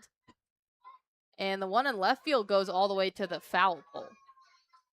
0-2 for Santo Formaggio as he tries to get out of this horrendous inning. This one is lined. Valentine hatches it after a few hops. He'll take the throw over to Wilkinson at first, and that'll end the inning. But the Voyagers tag on 4 more runs. They take a 6-4 lead as we head into the bottom of the 4th on the Ogden Raptors broadcast network.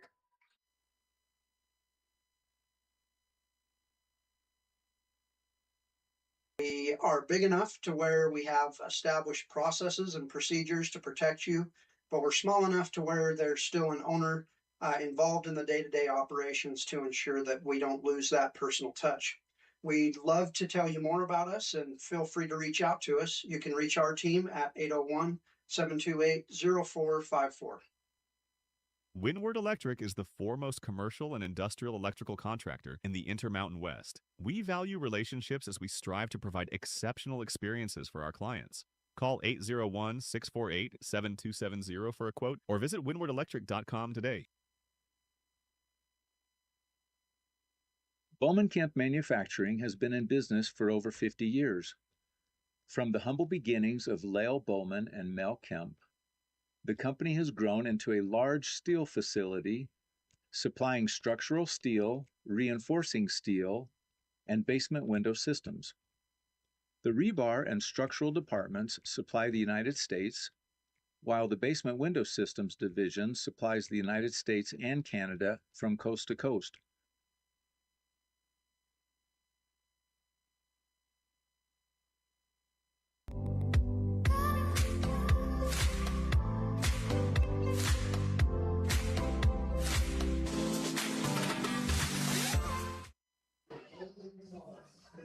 Welcome back to Linquist Field in Ogden, Utah. Arden Locke and Tyson Whiting, and we are joined now by the manager of the Great Falls Voyagers, Sean Rapay.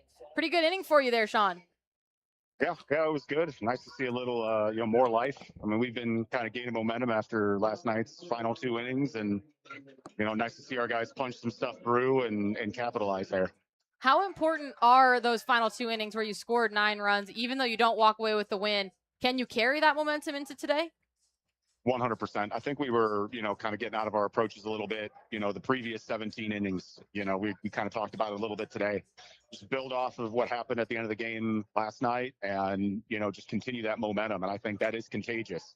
If you're able to sit there and continue good at-bats and turn it over to the next guy and not just try to get it all back in one swing, I mean, I think that sets our guys up for success.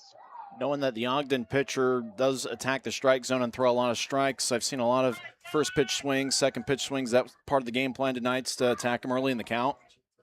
Yeah, I mean, at the end of the day, it's something to where, we throw, if we know we got a guy that's comfortable in there that throws a lot of strikes, it helps us, a little bit with the game plan.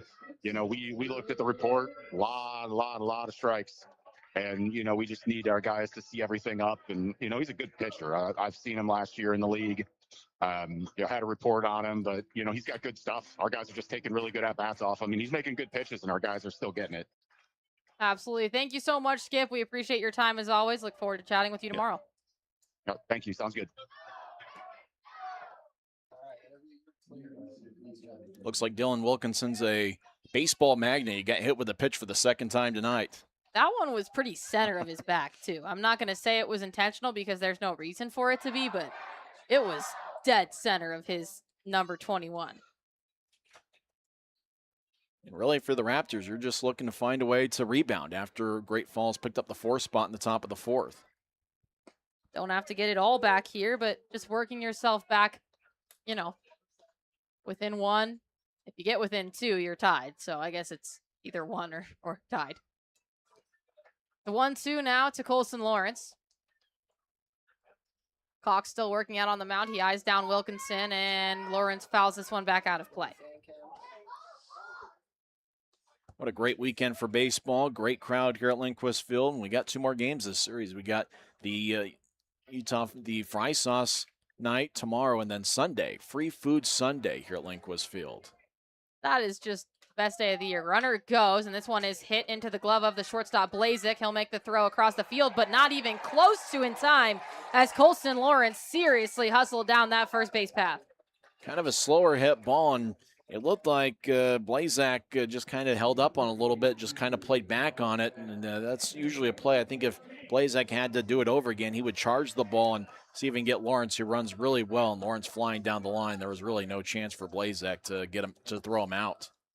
Lawrence, the center fielder, and he has to cover probably the most ground of anyone out there on the field. I asked one of the people I know in my life who works for the Detroit Tigers as Dodson shows bunt and pulls back, what do you think is the most difficult position on the field? And he said, besides shortstop, which I think takes the most athleticism and everything like that, it's center field. You're covering the most ground. You have to be speedy. You have to be able to make good reads, and you also have to have a good arm.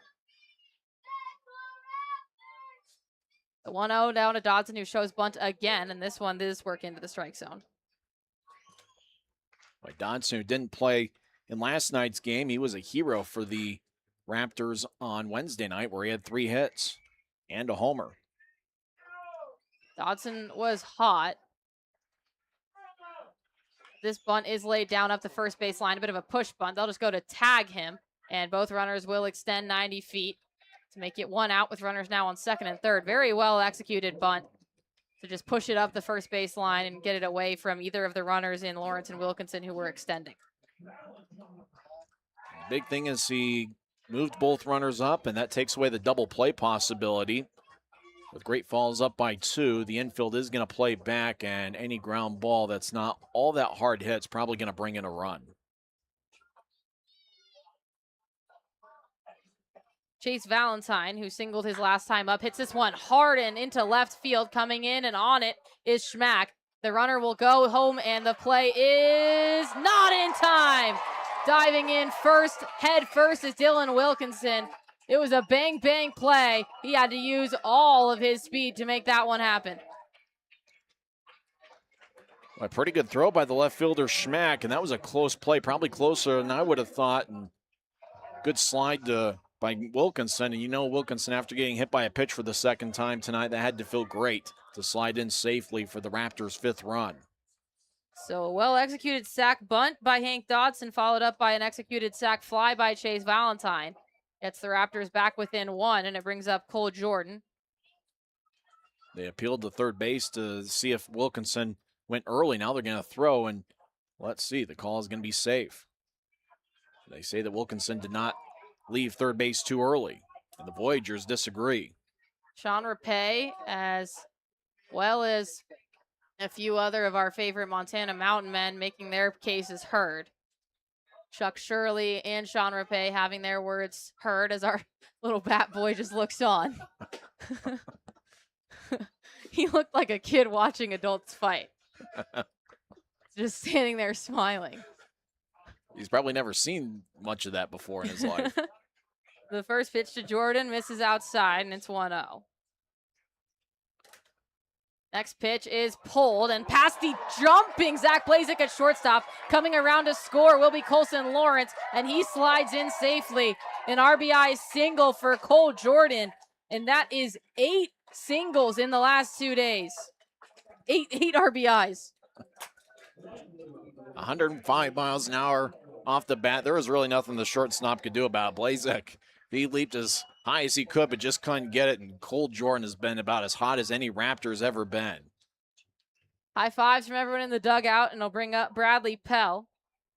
0 for 1 on the night, struck out his last time up. The runner goes. It's inside and high on Bradley Pell. The throw is not in time, and another stolen base. Was that our 8th of the game between the two teams? I believe so. Both teams have been very aggressive on the base pass. This has been a very fun brand of baseball. Boy, a lot of action in this 4th inning. Great Falls with a 4 spot, and you love to see the response of the Raptors to get 2, and they're looking for more.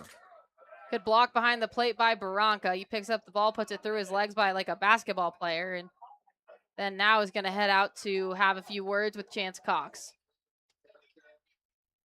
It's at least the 4th stolen base by the Raptors tonight. And with a runner at second base, it's possible that Barranca was crossed up. With this being Cox's first appearance with Great Falls, it's possible that they just need to get used to the signs with a runner at second base. Barranca has been the catcher for 3 of the 4 games in this series. Will Hoyt came in to catch 1 of them. On the other end, Dodson has been the catcher for 3 of the 4, as Wilkinson came in to catch 1. Early on, but looking around the league right now, the Glacier Range Riders lead the Mustangs 4-2. The Red Pocket Mobiles are leading the Yuba Sutter Freebirds 1-0, but that's just in the top of the 1st. Top of the 5th, the Ballers are leading the Paddleheads 3-2, and the Boise Hawks leading the Chuckers 5-3 as the next pitch works inside and high on Bradley Pell. On the other end, the Roadsters and the Long Beach Coast have just gotten started, so we'll keep you posted on all that. And the U.S. men's national team in the World Cup, if anyone is interested, is also winning 2-0 over Paraguay. Well, they got a lead. Oh, and that one absolutely domes Pell in the back. Second hit batter in the dead center of the back, and the Raptor fans in this very full ballpark tonight do not like it.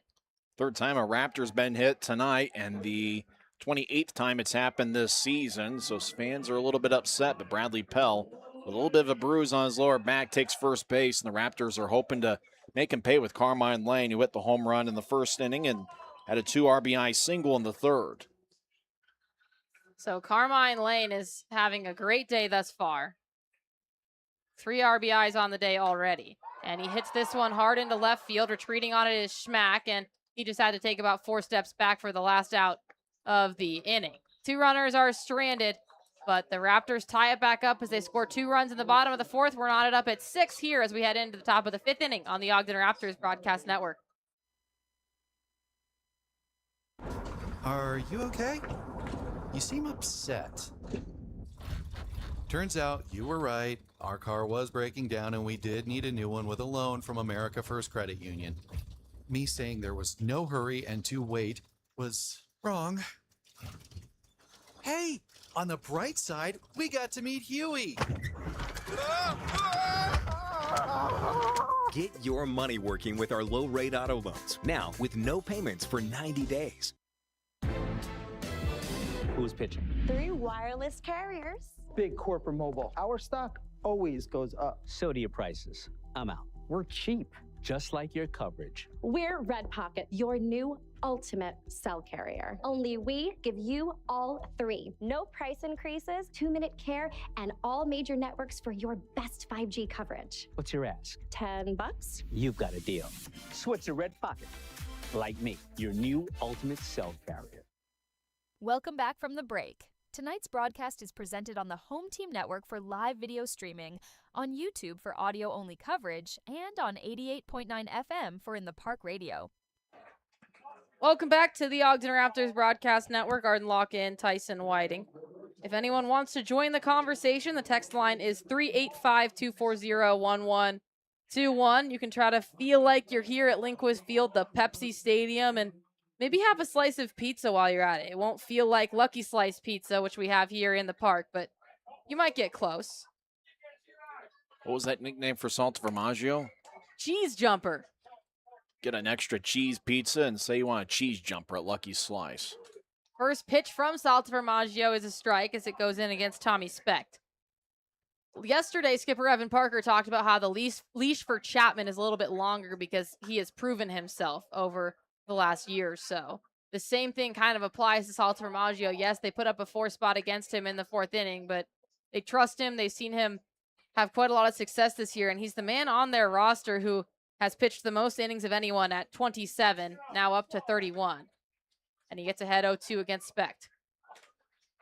The tough thing with that 4-run top of the 4th is he made some good pitches and great falls with pretty good approach at the plate, and they just aren't trying to do too much. We've seen a lot of balls just up the middle, and they've been very aggressive early in the counts. The 0-2 is fouled out of play. We've seen some just high-quality at-bats so far tonight where both batters on both teams, we've seen Bavacqua have 2. They're just battling. They're making the pitcher throw more pitches. The pitch counts are definitely increasing as the night goes on. We've seen a great brand of baseball here so far tonight. 3-0 is lined foul. First base coach just has to kind of do a matrix-like lean out of the way. That's Cody Clark out there on first. That was a pretty good move that he had to make. It's pretty nonchalant. And he's probably got the sun in his eyes. Right fielder Tommy Specht could tell him something about that as he's the one up to bat right now. All right, pretty nice play in the dugout of the Great Falls Voyagers. A Specht tapped one, and somebody made a nice snag. So the 0-2, but there's still been 4 pitches thrown in this at-bat already. Specht stands with his open stance at the ready. That pitch too high.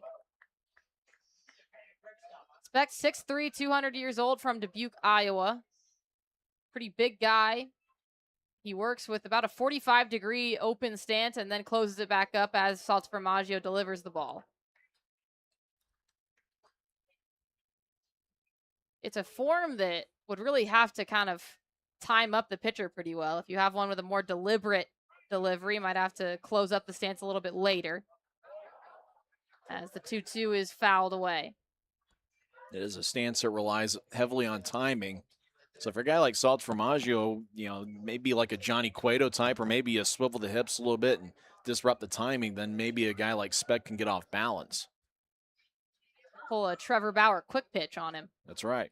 The 2-2 is too low and in the dirt, and after Salta Formaggio got ahead 0-2. Tommy Specht fouled back a couple, watched a couple balls fly by, and now we've got a full count on our hands.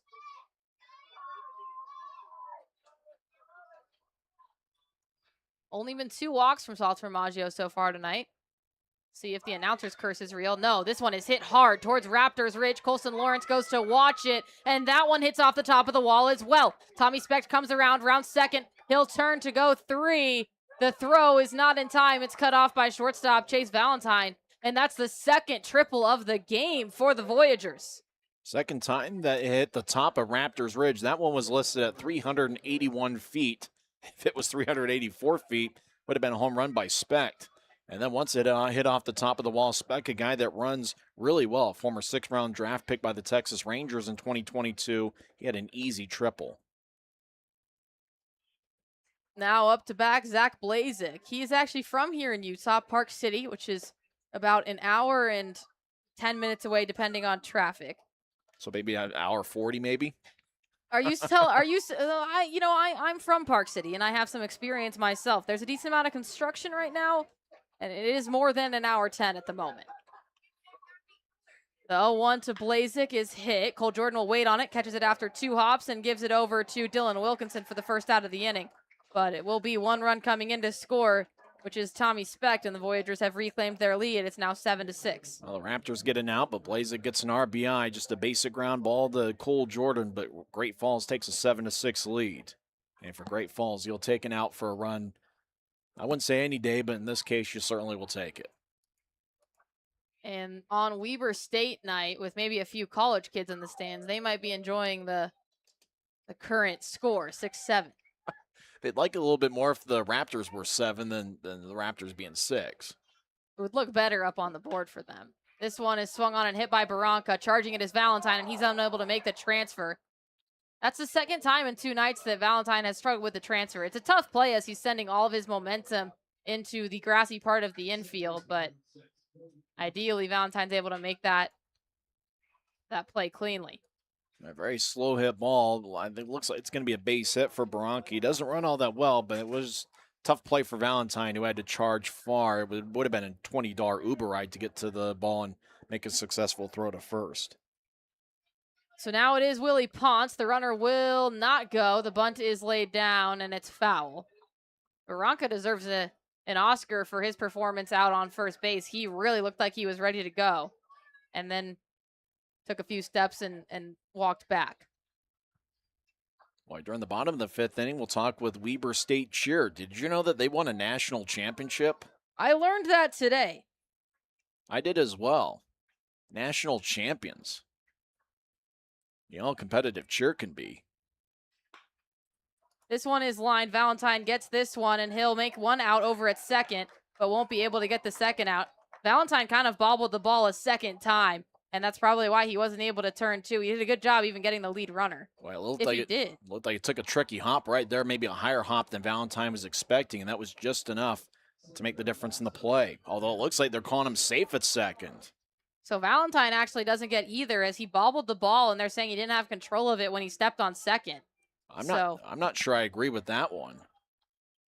But the Raptors dugout isn't arguing it. So now it is Willie Ponce on first, Antonio Barranca on second. Runner goes. The throw is a pretty good block by Carmine Lane, actually, over at third. Hank Dodson pulled it a little bit, and Carmine had to go down on his knees like a catcher to block it. Lane actually has caught so far this year in the Chuckers series.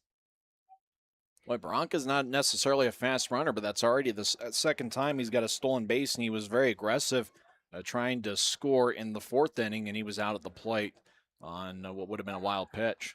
The pickoff throw back to first base with Willie Ponce is not in time.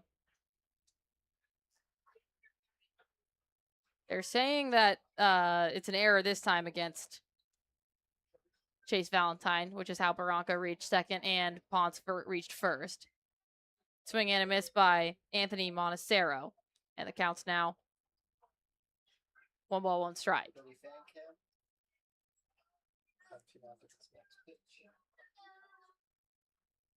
Montecero, the right-hander, he's 1 for 2 on the night, a strikeout and a single.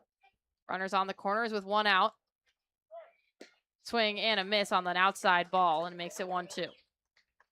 You know, you had mentioned all the equity that Sant Formaggio has had, and well, I think just about anybody else on the staff of the Raptors, you know, with 7 runs being on the board, you'd see somebody warming up in the bullpen, but nobody is getting loose for Ogden.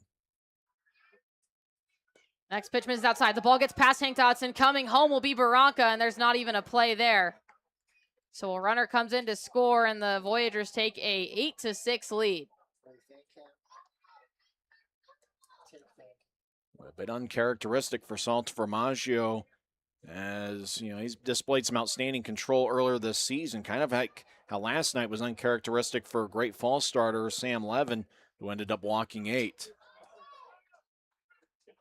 So now a 2-2, it should be a 2-2. Yeah, there we go. The board changed. A 2-2 count to Montecero is hit, grounder. Valentine handles this one cleanly. He checks second and gives it off to first base for the second out of the inning and holds the runner where he is at second. Good for Valentine to get one clean play out under his belt.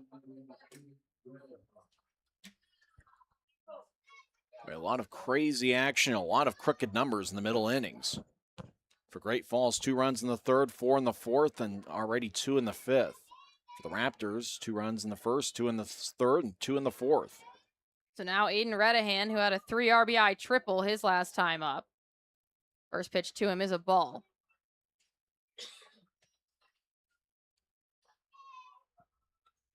Righty versus lefty matchup, as Redahan is a lefty to start off the order. Trey Cruz, a 3-hole hitter, also a lefty, and Kyle Schmack, a righty in between them. The next pitch misses outside, and it's 2-0. Outfield straight away. Sun's still a factor on any fly ball hit to right field. Looks like any liner to first base might be an issue as well, with Wilkinson shielding his eyes. The 2-0 with 2 outs is a line drive. It'll drop in front of Colson Lawrence in the outfield. Coming around to score will be Ponce. And no play is made at the plate. So a third run scores in the inning, and the Voyagers now lead it 9-6. They have scored 9 runs in the last 3 innings. All 9 of their runs have come between innings 3 and 5. Well, that was a hard hit ball at 106 miles an hour off the bat. Last night was a tough one for Aiden Radisson, who went 0 for 5, and already today had that 2 RBI triple in the 4th inning and now an RBI single in the 5th. So with Redahan now on first, it is Kyle Schmack coming up to hit, and he fouls this first one back. Looks like a right-hander starting to loosen up for Ogden. It's Dylan Gardner out there in the pen. A few other guys are just stretching, but Dylan Gardner is the main one throwing balls. The 0-1 now is not going to come towards home plate, and it'll actually go towards first for a pickoff throw to Aiden Redahan. He gets back in time. It looks like a right-hander's starting to loosen up for Great Falls as well.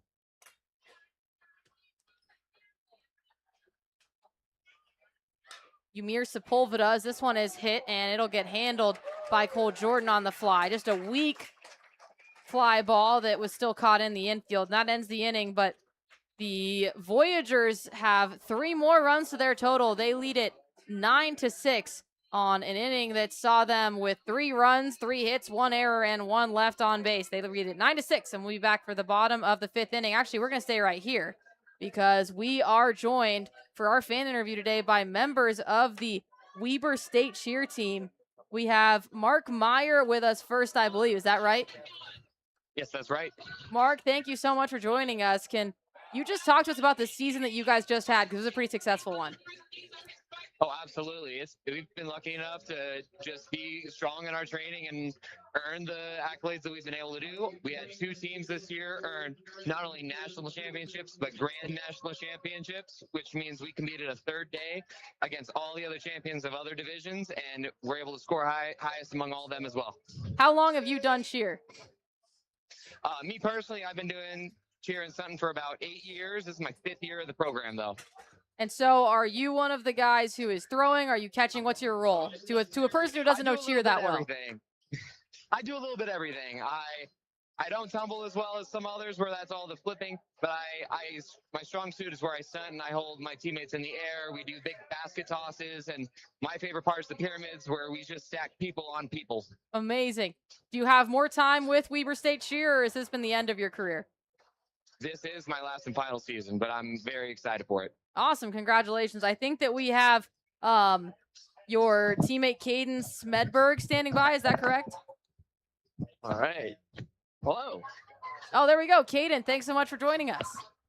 Yeah, of course. So we just got to hear from Mark, but from your perspective, what was this year like?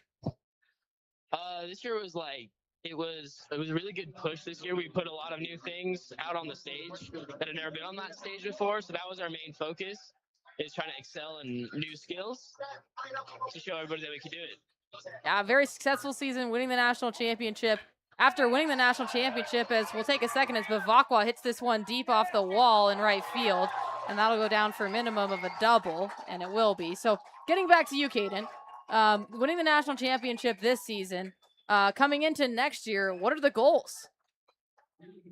The goals are definitely still to keep pushing that standard and keep making sure we can outdo ourselves from last year. We like to hold ourselves to a different standard of we're not trying to be better than anybody else except for ourselves. So the only goal is to be as better as we can as last year. Thank you so much, Caden, for joining us on this Weber State night here at the Lindquist Field. We appreciate you guys being here. Yeah, of course. Thanks for having us. Great hearing from national champions. So incredible. Not only that, grand national champions. Yeah, they beat other people in different divisions. They're the best of the best, clearly, and we are lucky to have had them here on the broadcast. It looks like that double might end the night. Yep, they've made a pitching change as Garrett Bavakwa hit a double off the right field wall. It was 101 miles an hour off the bat and hit it 360 feet. He didn't miss a home run by much, and that will, I wouldn't say close the books on Chance Cox, as he is responsible for Bavakwa at second base, but we do now have a right-hander for Great Falls. I believe it's number 16. It is Umir Sepulveda. He pitched twice in the series against the Oakland Ballers. Both of them were in wins. His last relief appearance came in the 14-3 win in game one, against the Ballers. It was 2 innings pitched, 1 hit, no runs, 2 walks, 1 strikeout, and 9 batters faced. And he was credited with the win in that one. He was also credited with the win in game 3. He went 1 1/3 innings, allowed no hits, no runs, 2 walks in 5 batters faced. And as of now, he works a 6.3 ERA. He's 2-0 on the year. This is going to be his 9th appearance of the season. He's pitched 10 innings thus far and has allowed 7 runs. All 7 have been earned. His only issue has been his strikeout to walk ratio, 4 strikeouts to 10 walks. So he's a guy that can be a little bit wild, and I think the Raptors certainly know that, and they know that they're going to be patient with him and make him throw the ball over the plate. Looks like he pitched in the Pirates organization for a little bit, 6'2", 170 pounds. Looked like in his warm-up tosses was thrown in the high 80s, maybe he's close to 90 miles an hour. So a new pitcher, and we'll also have a new hitter. Tyler Gannis is going to come in to hit for Gio Ferraro. We'll let you know if it is a pinch hit or a defensive replacement. Although Gio is DH, so it wouldn't change anything in the field. Bavakwa with a decent size lead off of second, and first pitch from Sepulveda misses outside and too low. Almost looks like the Voyagers are expecting a bunt as the corner infielders, both at first and third, are playing well in. It could be that they feel better about Gannis laying down a bunt than Ferraro. He is more of a power hitter than a finesse guy. Gannis did play last night and then got subbed out for Efren Monzo. The off-speed pitch is taken opposite field, retreating on it slightly as Tommy Specht as he settles under it. And Bavakwa will make his way over to third. The throw is in time. What a throw out there from Tommy Specht in right field. And a double play off of the deep fly ball from Tyler Gannis has cleared the bases. Bavakwa went standing up and kind of was a little bit casual getting towards the third base bag. Tommy Specht doing his best Dave Parker impersonation from the 1979 All-Star game, as that throw was unbelievable. You're probably talking close to 300 feet. Tommy Specht with an amazing throw. That's about the best throw we've seen from anybody at Lindquist Field this season. And it was absolutely on the money as well. So after that, it will be Dylan Wilkinson coming in to hit. He has been hit by a pitch both of his times coming up. Hopefully Sepulveda not looking to peg him the same way the other Chance Cox did. First pitch to him is a strike. Well, Bavakwa definitely wasn't expecting there to be much of a play at third base, as he kind of casually came in standing up, and third baseman with a quick tag to get Bavakwa. Line drive up the middle past the back of Sepulveda, and that'll go down as a base hit into center field for Dylan Wilkinson. Wilkinson is just happy he didn't get hit for the third time tonight. Hit by a pitcher his first 2 at-bats and lined one right back up the middle for a base hit.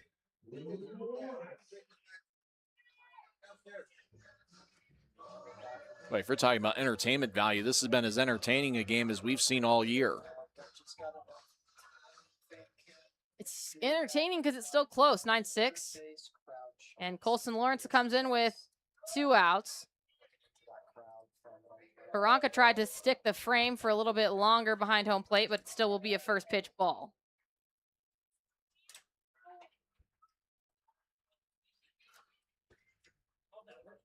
I have a few words with and it's a pitch clock violation on Sepulveda, so it is now 2-0 to Colson Lawrence. Hank Dodson stands at the ready in the on-deck circle with his leg guards on, as catchers often do when there are 2 outs. Next pitch misses too high, and it's 3-0 to Colson Lawrence. We'll see if he has the green light to swing. Considering Sepulveda's strikeout to walk ratio, I would guess we're holding back a swing on this one. The 3-0. This is in the dirt and a 4-pitch walk. That pitch out of the strike zone, we probably wouldn't have known if he had the green light or not, because he was looking like he was taken all the way, and that just turned out to be ball 4. And now we got a big RBI situation for Hank Dodson, who at times has been outstanding with the bat. And, obviously on Wednesday had 3 hits, and now looks like the Montana Mountain Man, Chuck Shirley, is going to go out and talk with his right-hander. For those of you listening on air or on the YouTube stream or in the park radio, I think it's 88.9 FM. Is that right? I believe so. I feel bad that you cannot see. I guess if you're in the park, you can see it. But those of you listening on the YouTube stream, I'm genuinely sorry that you can't see the broadness of this man's shoulders. I mean, I think it might be approaching 3 feet. I think you could put a yardstick on his shoulders. Absolutely. 2 tons of bricks you can put on the shoulders. Pretty much anything. I would not want to mess with him. Big gray beard, long hair. So after the mound meeting, Sepulveda gets ready to rumble. Sepulveda is from Mexico, 30 years old. Played around the league quite a lot. First pitch is a big swing and a miss by Hank Dodson. Sepulveda has played in the Pirates organization in a few different forms. He was in the Dominican Summer League with the Pirates organization as well as the GCL. 0-1 to Hank Dodson with runners in first and second. He gets way under this one. It just starts coming down now into foul territory. Coming under it for the catch is Redahan at third base, and that'll end the inning with 2 runners stranded. So the Voyagers still maintain a 3-run lead, 9-6, as we head into the top of the 6th inning after this break on the Ogden Raptors Broadcast Network. Hey there, baseball fans. I'm Ogden Mayor Ben Nadolski, and there's nothing more American than summertime baseball at Lindquist Field right here in the heart of Ogden, USA. From the crack of the bat to the smell of ballpark hot dogs and popcorn, this is where our community comes together and where downtown comes alive. So whether you're here for Raptors baseball, the fireworks, or just a great night with family and friends, you're in one of the most beautiful ballparks in all of America. So let's cheer loud, support our home team, and let's make some memories. Welcome to Lindquist Field, and let's go Raptors.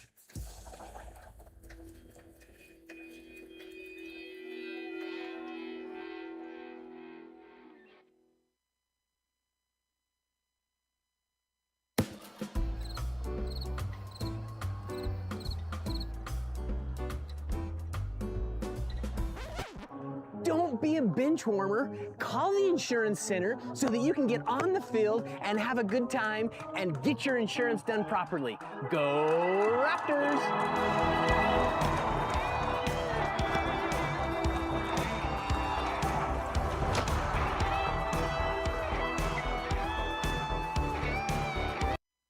This broadcast is the exclusive property of the Ogden Raptors Baseball Club and the Pioneer Baseball League. Any rebroadcast, retransmission, reproduction, or other use of this broadcast without the express written consent of the Ogden Raptors and the Pioneer Baseball League is strictly prohibited. It's a packed ballpark out here at Lindquist Field, and tickets are on sale now by calling 801-393-2450 or at ogden/raptors.com, or simply stop by the Lindquist Field box office in person at 23rd and Lincoln. The Raptors are the 9th highest attended sports team in Utah, including the colleges, and #1 attended venue north of Salt Lake. Salta Formaggio continues his work in this game into the 6th inning. He'll go against Trey Cruz to start things off. Cruz 1 for 3 on the night, a flyout and a ground out, but he also had a single in the 3rd inning. First 2 pitches, one is a strike and one is a ball. And it's now 1-1. Dylan Gardner, the right-hander, continues to loosen up. Gardner in his 2nd season with the Raptors. A check swing is a strike regardless, or they said he went around. Either way, it's a 1-2 count on Trey Cruz. Cruz had not seen a lot of action before coming into last night. Yeah, last night was his 13th game of the season. He had taken 6 games off, so he didn't play in the Ballers or the Billings Mustang series as he watches the second ball sail past him and make it 2-2. So he had not seen action, but then came out and went 5 for 5. The 2-2 from Salta Formaggio, swing and a miss. 5th strikeout of the night for Salta Formaggio to start off the 6th inning. A much better start to this one than the triple to start off the 5th. Salta Formaggio towards the end of the road. He's pretty close to 100 pitches, and Dylan Gardner continues to loosen up in Salta Formaggio. Maybe he can get through the 6th here and put up a 0 to get momentum back on the Raptors side. The first pitch to Ethan Ott misses high and outside. Ott 0 for 3 on the night, not his greatest outing so far. He struck out looking in the 1st and then has grounded out 2 different times. Next pitch to him misses outside on the other side. Ott, 22-year-old from Chesapeake, Virginia. He was 0 for 5 in yesterday's game, so he's 0 for his last 8 as he swings and misses.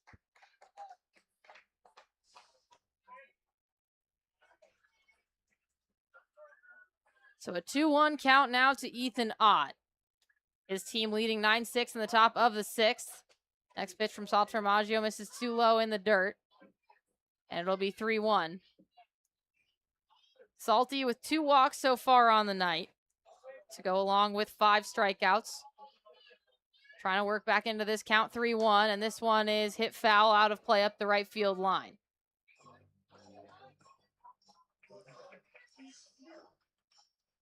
Ott's got pretty good power potential, 6'2", 220 pounds. Played at a couple different colleges, UNC Pembroke as well as University of New Mexico.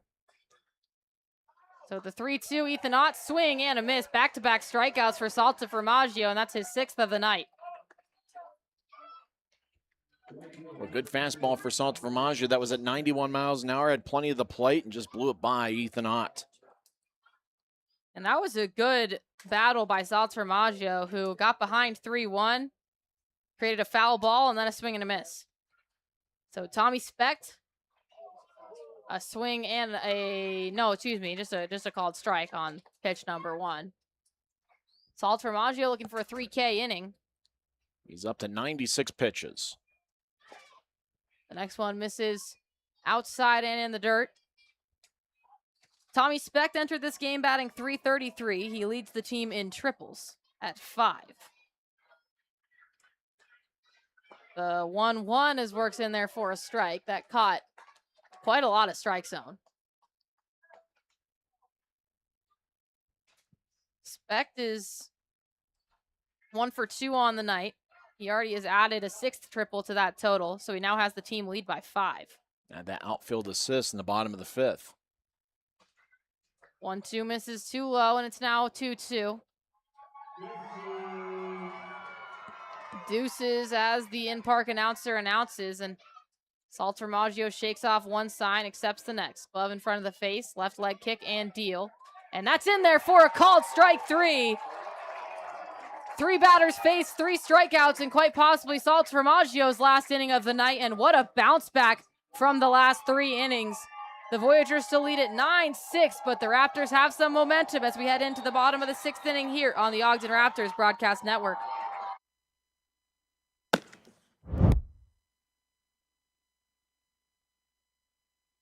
We are big enough to where we have established processes and procedures to protect you, but we're small enough to where there's still an owner involved in the day-to-day operations to ensure that we don't lose that personal touch. We'd love to tell you more about us, and feel free to reach out to us. You can reach our team at 801-728-0454. Kier has evolved into a diversified general contractor with experience in commercial construction. Hundreds of projects throughout the Intermountain West attest to Kier's wide range of expertise in design and build. Kier Construction invites you to experience the difference. Call us at 801-627-1414.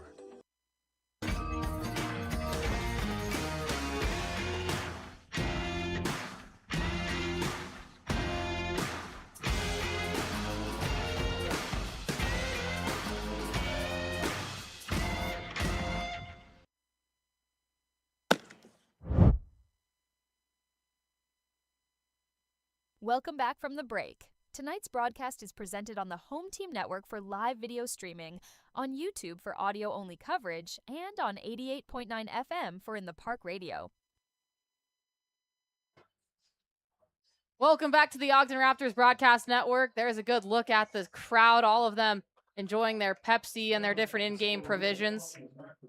It takes a lot to get through some of these games with how high scoring they are. They can go as high as 4 innings. You got to make sure you're fueled. Speaking of which, I think Eric Kelleher has been running around the ballpark. Eric, if you're listening, get us some Pepsi products up here to the GCB Computers broadcast booth. It'll be Chase Valentine to lead off the bottom of the 6th inning. Valentine 1 for 3 on the day. 1 for 2, actually, sorry. Another pitch clock violation against Sepulveda, who decided to throw the pitch anyways. I'm sure that pleased Chase Valentine. A pitch that Valentine could track. You know, he's always a threat at the plate. Now the umpire is telling the pitcher to... It's another pitch clock violation. I think it was one of those where, you know, Valentine didn't acknowledge, look up to the pitcher, and the pitcher was starting his motion. But it's 2-0, so I think the violation was on the pitcher. Yeah, I believe so. Yep, 2 violations to start the at-bat. And that one goes over Valentine's head. That seemed intentional. Valentine's not thrilled. Remember, the Raptors have already been hit 3 times tonight. So things starting to heat up at Lindquist Field. And Valentine stared back to the mound. It's an interesting decision to throw over the head when you've already had 2 pitch clock violations and it's 2-0. And his next pitch misses in the dirt, and that's a 4-pitch walk. I guess it's technically a 2-pitch walk, if that's even possible. 4-pitch walks, but only 2 of them were thrown to the plate. That's got to be a first here at Lindquist Field. Yeah, I'm getting a look at some of the groups out here in front of me, and I like it. There's this one group where it seems that 3 of the friends have ordered small ice creams, and then the last one's just owning it and rocking a large. And I have a lot of respect for that last person. Instead of going 3 trips to the concession stands for ice cream, just get 1 big one. Now that one also works up and in on Cole Jordan's head.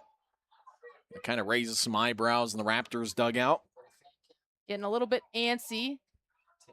And with a very full crowd, the Lindquist Field fans are also sharing their opinions. 9-6, no outs. Cole Jordan in the plate. Next pitch works in there. The pickoff throw is not in time to Chase Valentine out there on first base. Cole Jordan and Chase Valentine, if they were both to score, would get the Raptors within 1. They trail by 3. Bradley Pell on the on-deck circle represents the tying run. Off speed is hit hard. It's pulled into left field, and all Schmack can do is watch it fly. Another home run for Cole Jordan. That's back-to-back nights, and the Raptors are within 1.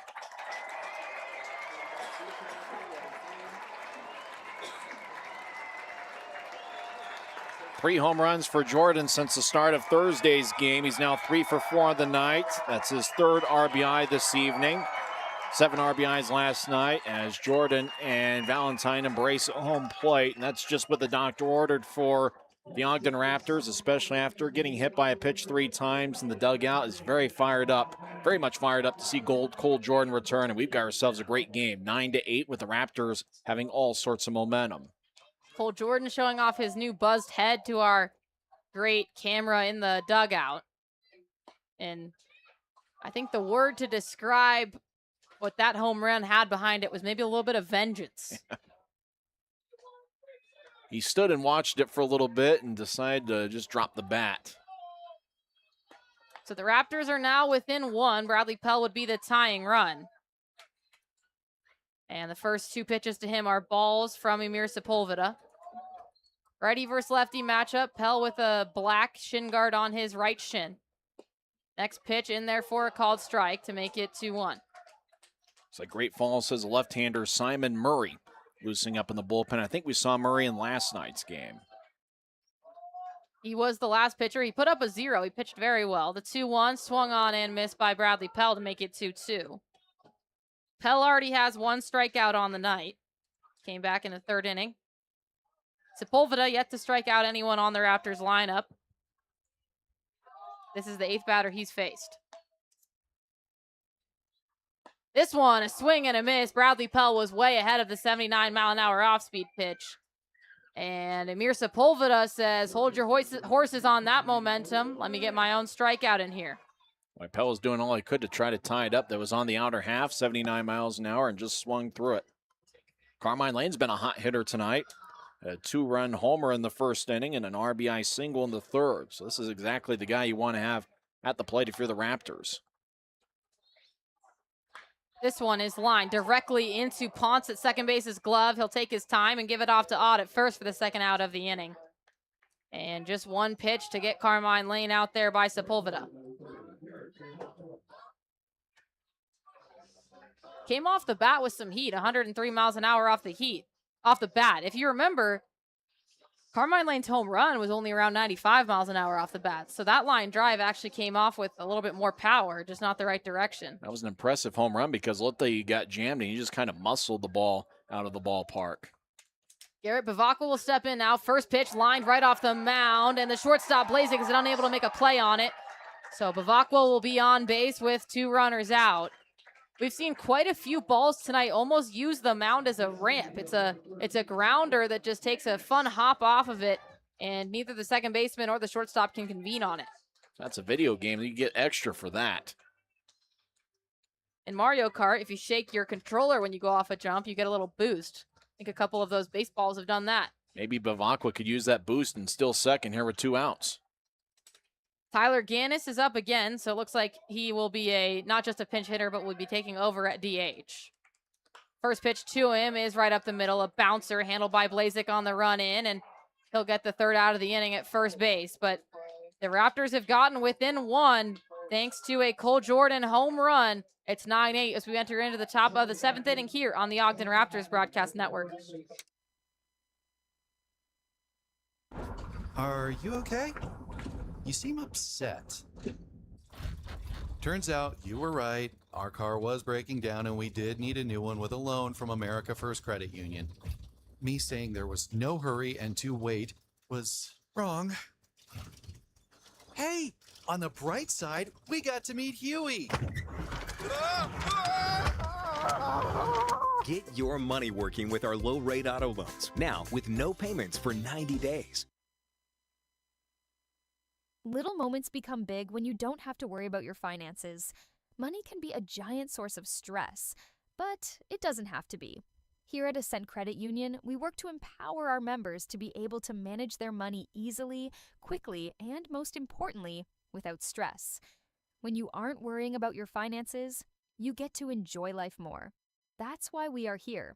Call 801-399-9728 for more information or visit ascentcu.com.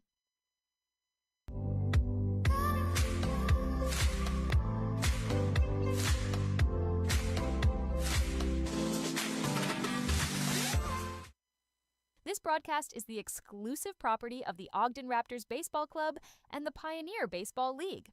Any rebroadcast, retransmission, reproduction, or other use of this broadcast without the express written consent of the Ogden Raptors and the Pioneer Baseball League is strictly prohibited. Welcome back here to the Ogden Raptors Broadcast Network, and I swear, if I ever get hot mic'd, it's going to be because I am singing Sweet Caroline, and the mic is still on, and it's going to hurt everyone's ears. But there's probably worse things to be hot mic'd for. Yeah, much worse things that you can be caught with a hot mic on. I'd be okay with Sweet Caroline. My pride just might be hurt a little bit. It is Dylan Gardner back in, or see, not in, but coming in to pitch for the first time here on this Weber State night in Lindquist Field. Dylan Gardner has come in to pitch quite a few times so far this year. This is going to be his 7th appearance of the year. He's 1-2 on the season. Gardner has actually had 2 starts on the season. As his next pitch to Zach Blazek gets in there for a called strike to make it 1-1.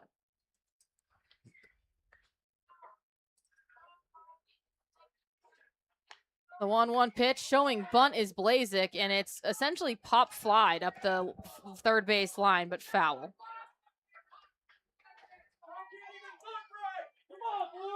Boy, fans have enjoyed a few Pepsi products or something related to Pepsi products. Getting very vocal here in the 7th inning. It's good to see Lindquist Field heating up. The fans have some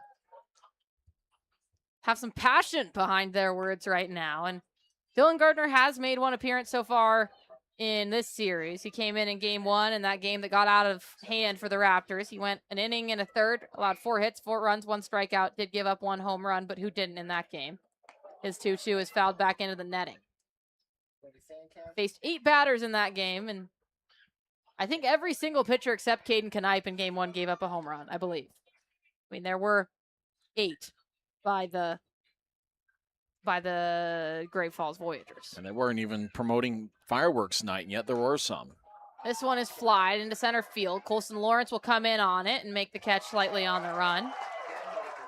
And that'll be the first out of the inning.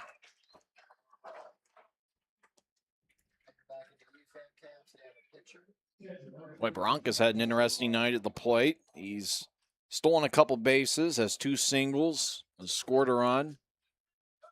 He's been active behind the plate as a catcher. First pitch to Barranca, he gets under it. That one is just started coming down now. Settling under it will be Cole Jordan, who had to shade all the way to his right from his position at second base, but the second out of the inning is recorded. Just 1 pitch needed for Dylan Gardner on that at bat. 6 straight retired by Ogden pitchers, and for Dylan Gardner, did spend most of last season as a relief pitcher, and he's got pretty good stuff as a reliever. He does have a 4-pitch mix, but he does bring that fastball in the mid-90s. 2 outs now as Willie Ponce comes in to hit. Ponce made his professional debut last night. Had most recently spent time at High Point University as the 1-0 pitch catches the outside edge for a called strike. Both teams have both red pocket challenges left. The Raptors have challenged once so far tonight, and Hank Dodson was successful. The Voyagers have not used a challenge yet. The 1-1 from Gardner is fouled out of play up the left side. 9-8 in the top of the 7th inning with 2 outs for the Raptors. And it is the best time of night here at Lindquist Field. As the sun is hitting the mountains, the Wasatch out in the distance, making them turn orange. The lights just barely creeping on in the distance. The 1-2 from Dylan Gardner is hit and dribbling towards first base. Wilkinson bobbles the throw and is unable to get it over to Gardner. The ball goes all the way to the wall in the below the right first base line, and Ponce will be able to extend all the way to second. Wilkinson was thinking about an underhand toss to Gardner, bobbled it, and Wilkinson just trying to do too much there as he thought he could get the throw to Gardner, just kind of that underhand toss, and it went past Gardner, and Ponce has got pretty good speed, was able to advance to second.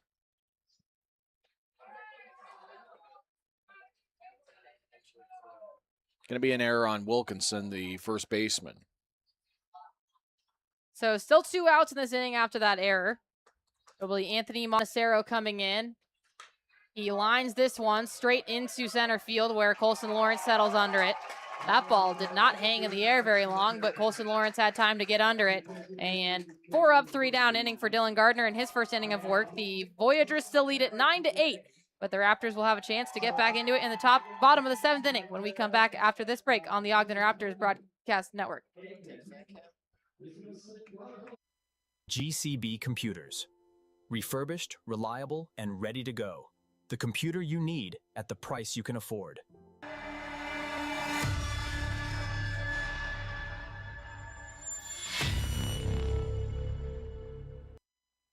LWE has become an industry leader and performed new construction and retrofit work to companies in several industries. LWE is located in northern Utah and has performed work throughout the western United States. We can be reached at 801-621-3220.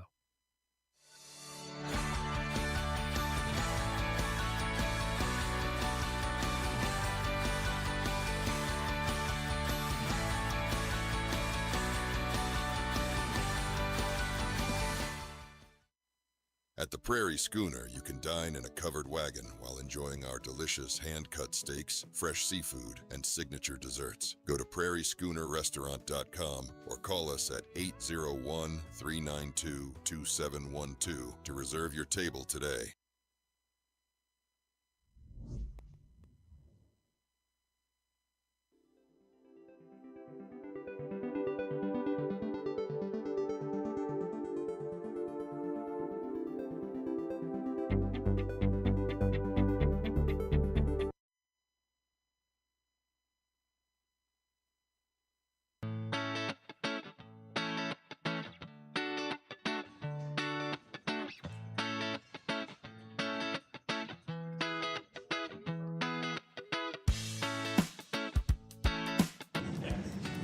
All right, here are those fries for you. Can I get you any fry sauce? We would love some fry sauce. We can help with that.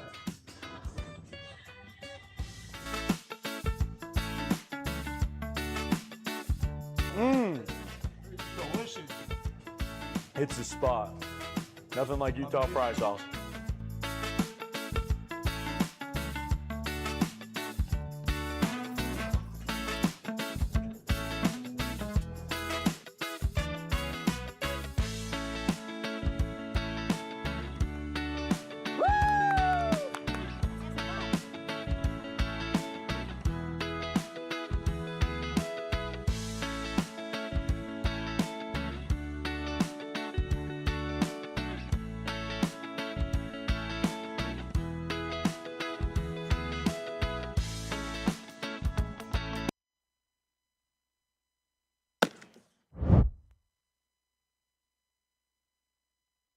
Welcome back from the break. Tonight's broadcast is presented on the Home Team Network for live video streaming, on YouTube for audio-only coverage, and on 88.9 FM for In the Park Radio. Welcome back to the Ogden Raptors Broadcast Network, and I believe we have our sideline reporter, Eric Kelleher, here to tell us some things. Yes, you do. I'm here. Thanks for having me, guys. Tyson, Arden, you sound amazing tonight. I hope you enjoyed those Pepsi products I brought up to you. Thank you very much. That's real life. I get credit for that one. Yes, you do. I am well hydrated. Want to talk a little bit about the bullpen vibes. Just like last night, it's the same. It's a tight game. I mean, it's a battle. But you see the Voyager bullpen, it's just calm. They're focused, or it's just lack of chemistry, maybe. Raptor dugout, and I've been hanging out in the bullpen. That's where I'm reporting from right now. These guys are very supportive into their team, backing everyone up, chirping, talking. I've noticed on-field action, very similar feeling on field with the defenses. Raptors defense tonight is unfortunately taking some bad bounces, but I think we're going to see a hot game right here. Tension's a little hot with pitchers too. Have you guys noticed that? I was going to ask, have you heard anything around those lines? Of Sepulveda seemed to go for Chase Valentine's head once there, worked inside and up on Colt Jordan. I can't help. I'm thinking that shot on Wilkinson earlier, that could have been intentionally. That's arguable, but lay down a bunt, no outs when you have the lead. That's a tough one. Dave mentioned pitchers are a little soft nowadays. Maybe someone listened in on that one and they got a little chippy out there.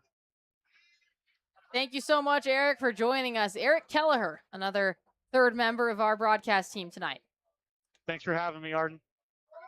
The 2-2 is swung on and missed, and a strikeout for Kevin Warwick, who has come in to pitch for Umir Sepulveda. A bit of a cattywampus delivery for Warwick as it's sidearm, almost scuba. Cattywampus. I never heard that at Salt Lake Community College or any time with the Grizzlies. That's a new one. Askew, crooked, misaligned, or in total disarray. Although Warwick not in disarray as he's gotten 2 outs quickly. Here's the walking dictionary. A cornucopia of words. There we go.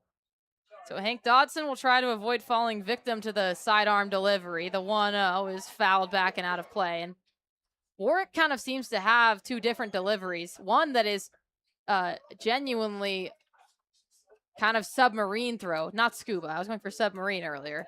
And then the other one is about a 45-degree angle if 180 was up and 90 was totally sidearm. Hank Dodson gets under this one. Coming into play, it is Montecero from center field.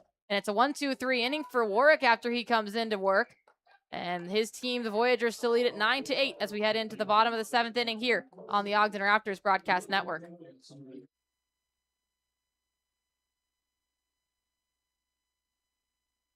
GCB Computers. Refurbished, reliable, and ready to go. The computer you need at the price you can afford.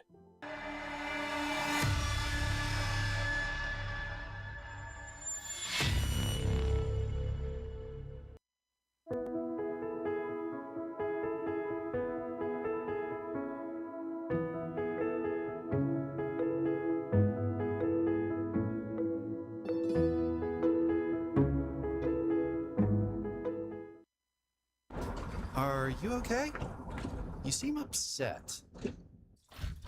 Turns out you were right. Our car was breaking down and we did need a new one with a loan from America First Credit Union. Me saying there was no hurry and to wait was wrong.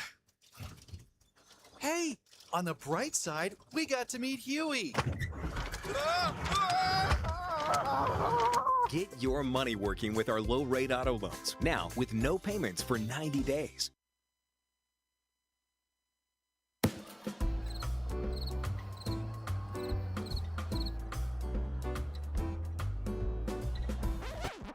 Don't be a bench warmer. Call the insurance center so that you can get on the field and have a good time and get your insurance done properly. Go Raptors!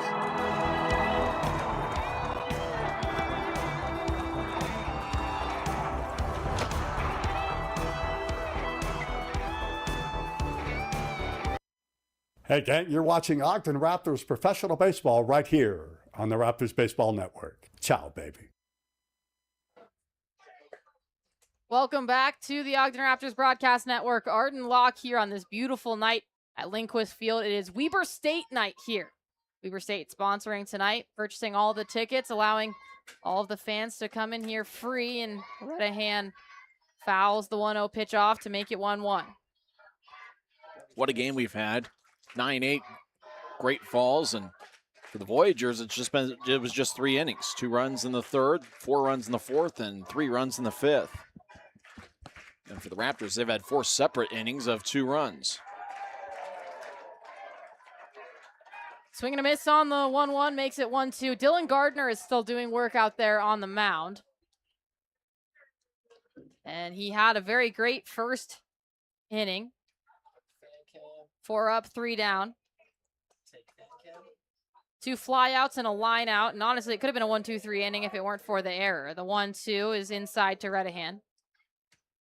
Redahan has looked good tonight. He is 2 for 3. Also with a walk. He's had a triple and a single.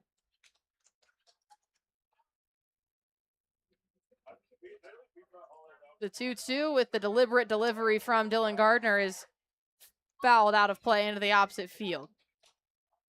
As the game's progressed, the fans have gotten more and more vocal. And this is by far the fullest crowd that we have had at Lindquist Field all season long. The 2-2 is hit high. It's foul, but coming over to try to play it will be the the pitcher, Dylan Gardner. Hank Dodson just didn't have a beat on that. And it was a good effort by Dylan Gardner, but that's too much distance for him to travel. Dodson looking around, he couldn't find the ball, and Gardner tried to put an attempt to it, but just bounced in front of the Raptors dugout. And a night like tonight, you know, a big crowd, and they're all going to stay till the end because they want to see the drone show after the game. Weber State night, a drone show, Pepsi products, as much as you can get. The 2-2 misses inside, and it's 3-2. So much to offer at Lindquist Field. The beautiful views, the Pepsi Stadium, the great baseball. Can't ask for more. It's the best stadium in the Pioneer League. The 3-2 is hit hard deep into center field. Coming in on it is Colson Lawrence as this continues to hang in the air, and he will settle under it to make the first out of the inning. Right, 3 of the last 4 outs have been flyouts to the center fielder, Colson Lawrence. As Great Falls doing a good job using the middle of the diamond. We saw a lot of balls hit up the middle on Santa Formaggio. It's been a game of the big innings. The quicker numbers for Great Falls, 3 separate innings of 2 or more runs. And for Ogden, 2 runs in the first, 2 in the third, 2 in the fourth, and 2 runs in the 6th. This has been an outstanding game. Kyle Schmack up now. First pitch to him, misses too high and inside. Well, Schmack's been a tough hitter tonight. 3 singles, has 2 RBIs, and has also stolen a base. Last time we'll make this pun, but he's really smacking the ball around. It won't be the last time, I believe. The 1-0 is hit hard up the left field line, and man, did that have a lot of power behind it, but it is way out of play and foul. Credit to you for not saying they schmacked that one. That was 111 miles an hour off the bat. That was probably the most valid ball to say that he schmacked. Do you think that he decided to play baseball because of his last name, or it just happened? I think it just happened. Just a great coincidence. The 1-1 is hit high into the air into center field. Colson Lawrence is retreating to the warning track, and he shades to his right to make the play. Colson Lawrence was skedaddling around in center field trying to get a good beat on that ball, but he ultimately settled under it. Boy, Lawrence has been very busy here in the last couple innings. It's a different type of sky. It's not the sun necessarily, but, you know, the lights are starting to take effect, and it's a little bit of a lighter sky in terms of the ball gets up there, and it kind of blends with the night sky here at Lindquist Field. So that was a pretty tough play for Lawrence. The first pitch to Trey Cruz is outside for a ball. Yeah, Colson Lawrence definitely had to make quite a bit of movement out there in center field. He started shading to his left and had to move back to his right as this one is lined down the first base line, but it's barely foul. Dylan Wilkinson made a really nice diving play on it to keep it in front of him, but the ball was foul nonetheless. Wilkinson was hoping to get on Sports Center with that grab, but just a little bit right of the first base foul line.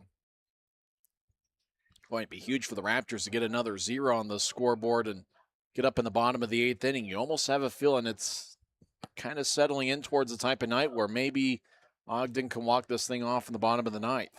2 walk-offs in the span of 3 games could be interesting. Have to get there first, though. 1-1 count on Trey Cruz. That one works inside, and it's a ball. Ogden is trying to win their 3rd game straight.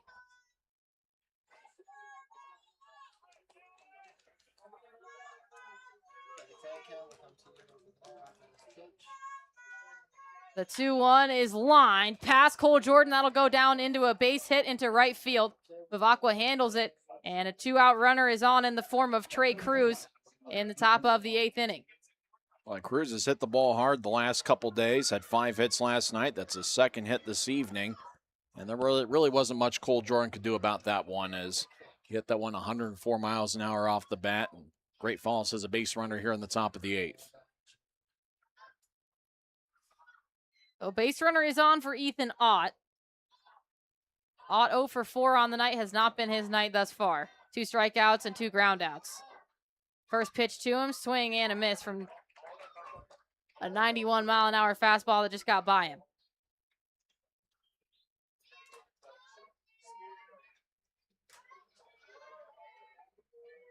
If the Raptors were to win tonight, they would still hold tied for the longest win streak in the Pioneer League right now.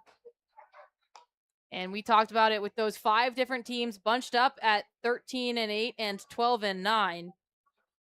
Every single win counts right now. It is a long season, but every single win counts for the same amount, whether it is here in June or later in August and September. The 0-1 is swung up the third base line. Carmine Lane handles it on a slide. He'll give it over to first base at Dylan Wilkinson, and a phenomenal defensive play by Carmine Lane to end the inning. The Voyagers leave 1 run stranded, and they put up their 3rd 0 in a row. However, the Voyagers still leading at 9-8 as we head into the bottom of the 8th inning on the Ogden Raptors broadcast network. I had a couple of friends that have come here and they said that the education from the instructors was just really great. It was kind of between Davis Tech and here, and I decided to pick here because of the instructors. I've always loved hair, nail, and skin and all of those things, so I just thought it was a perfect career opportunity to be able to make my own schedule and do what I love. I really love doing men's haircuts, so that's probably my favorite. That and then just coloring's fun because you get to experiment and kind of create new things, which is always fun. It's fun because they're like our instructors and they teach us lots, but they've always become like our friends, and they're always like motivating us to do new things and challenging us and like really care about us individually and like what's going on in our lives at home, what's going on in our life at school, and they're just very compassionate towards us. I would say 100% do it, even if you're kind of on the edge, because you meet a lot of new friends, you make great relationships, and then it's just fun. You learn a lot of like life skills as well, which is great, but it's just overall a great program. I'm Callie Rasmussen, and I'm a cosmetology student here at OTEC.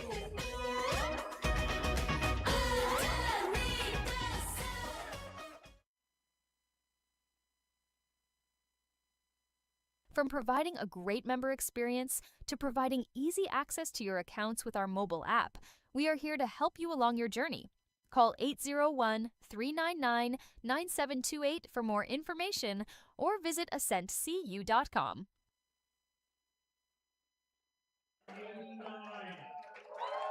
Welcome back to the Ogden Raptors broadcast network. And if I heard it right, I believe it said over 5,000 people here tonight. Did I hear that right? 5,789 is the announced attendance. And two of those people in the crowd tonight are newlyweds, Melissa and Todd. They got married out in the deep center field as Chase Valentine hits it that way up the left field line. That'll bounce around in the corner. Valentine, the extra base hit king, extends to second, and he will hold up there.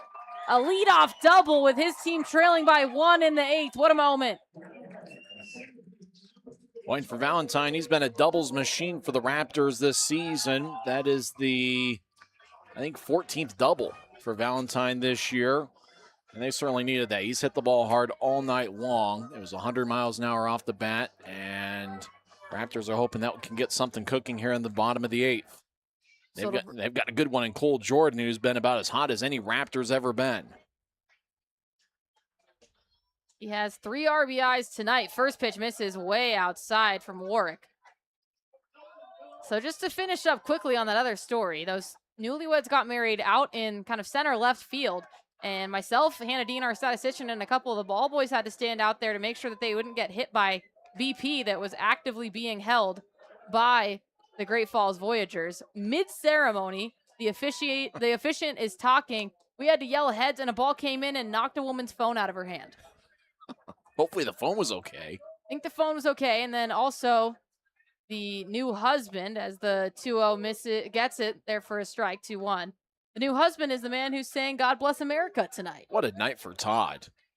That's about as good a night as you can have. Get married at a ball game and then sing God Bless America, and did a great job with it in the middle of the 7th inning. 2-1 misses outside. And not only does he get married, sings God Bless America, but he's been treated to an outstanding game. Can't ask for much more. Kevin Warwick is still on the mound, although he hasn't really used the sidearm as much recently. And a 5-pitch walk is ushered to Cole Jordan. So now it is runners on first and second. A left-hander is warming up in the bullpen. That's Simon Murray. I believe Murray's going to come in. As looked like Sean Rapay with a little bit of jazz hands, waving him back and forth, as looks like the entire infield's coming in. Looks like he's made the signal to Simon Murray. And you're exactly right. So that will end the night for Kevin Warwick. And a new pitcher comes in the form of Simon Murray. Murray with long hair, kind of Kenny Powers-like. And he pitched last night, and he pitched pretty effectively for Great Falls in last night's game. He's got a pretty good fastball. I think if you're Bradley Pell, you're looking to get ahead in the zone, see if you can get a fastball count, and see if you can find a way to ride one. This will be Murray's 8th appearance this season. No wins, no losses. He has an 11.74 earned run average. He's worked 7 2/3 innings, giving up 13 hits. He has Allowed 10 runs, all of them earned. He has walked 8 and struck out 11. And the Pioneer League is batting .361 against the left-hander Simon Murray. He's got pretty good size. And for Bradley Pell, as we mentioned, it's not been the best night at the plate. 0 for 2. He's walked and has also been hit by a pitch. For the Raptors, it's great to have the heart of the order. Pell followed up by Carmine Lane, who's 2 for 4 with a homer and 3 RBIs, as well as Garrett Bavacqua, who's 2 for 4 at the plate. Cole Jordan with the walk, and probably isn't the worst thing for Great Falls to pitch around him a little bit, not give him anything to hit based on how hot he's been, but Jordan does represent the leading run here in the bottom of the 8th. And besides our first game, it has been a pretty close series thus far. Even yesterday in the win, the 9 runs in the final 2 innings kind of made it feel close from the Great Falls Voyagers. So this has been a neck and neck series. It's been closer than I think the records maybe let you believe it was going to be. As the Great Falls Voyagers entered this series 6-12. The Raptors entered it 10-8. But it's been a close one thus far. You've had a lot of good baseball on your hands. There's a very large gap between third to last and second to last and last in the Pioneer League. Is the Great Falls Voyagers sit in third to last at 7-14. The next closest team to them below them is 3-18. So they're not really in danger of falling. But if they can pick up a couple wins, they would move up on the Oakland Ballers and Yuba Sutter Freebirds. So Cole Jordan is on second, and Bradley Pell shows bunt with Chase Valentine on second. First pitch misses for a ball. Corner infielders are playing in, expecting Pell to bunt. On the 1-0 pitch, Pell shows bunt once again before Murray even gets in his motion. The pitch misses too low, and Pell whips his bat back to get it out of the way and take a ball. Huge crowd at Lindquist Field of 5,789, and they've been treated to a beauty. As the Raptors looking for a little bit of Lindquist Field magic. The 2-0 to Pell, the walk-off man 2 nights ago. He lays his bunt down up the third base line. Going to third is Chase Valentine. Going to second is Cole Jordan. And Pell is thrown out at first, but a perfectly executed bunt to advance the runners. And now 1 out with the tying run on third and the leading run on second for Carmine Lane. Couldn't have placed that bunt any better. It was the perfect bunt. And now it's really sets the scene for Carmine Lane, a co-captain for the Raptors. And he had the 2-run homer in the first inning, had an RBI single in the third. And he's looking to do some damage here. Looks like the corner infielders, it looks like all the infielders, or at least 3 of the 4, are going to play in. Shortstop's contemplating whether he's going to play in or not. Outfield's playing deep and straight away. Valentine with a conservative lead off of third. Jordan with a longer one off of second. First pitch works inside on Carmine Lane.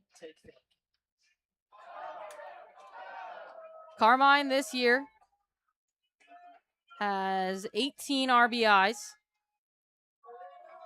He's doubled 6 times, tripled once, 3 home runs. The next pitch, too low in the dirt. Good block behind the dish by Barranca, who had to drop to his knees. But it's 2-0. The Raptors took control of this game early. They led 2-0 after 1 inning. They led 4-2 after 3. And it was tied 6-6 after 4. Barranca calls time from behind home plate. It was then the Voyagers who took control in the 5th inning. It was 6-9. And then with 2 runs in the bottom of the 7th, the Raptors worked their way back into this one. Next pitch misses too high to Carmine Lane, and it's 3-0. Very selective on this next pitch, I would imagine.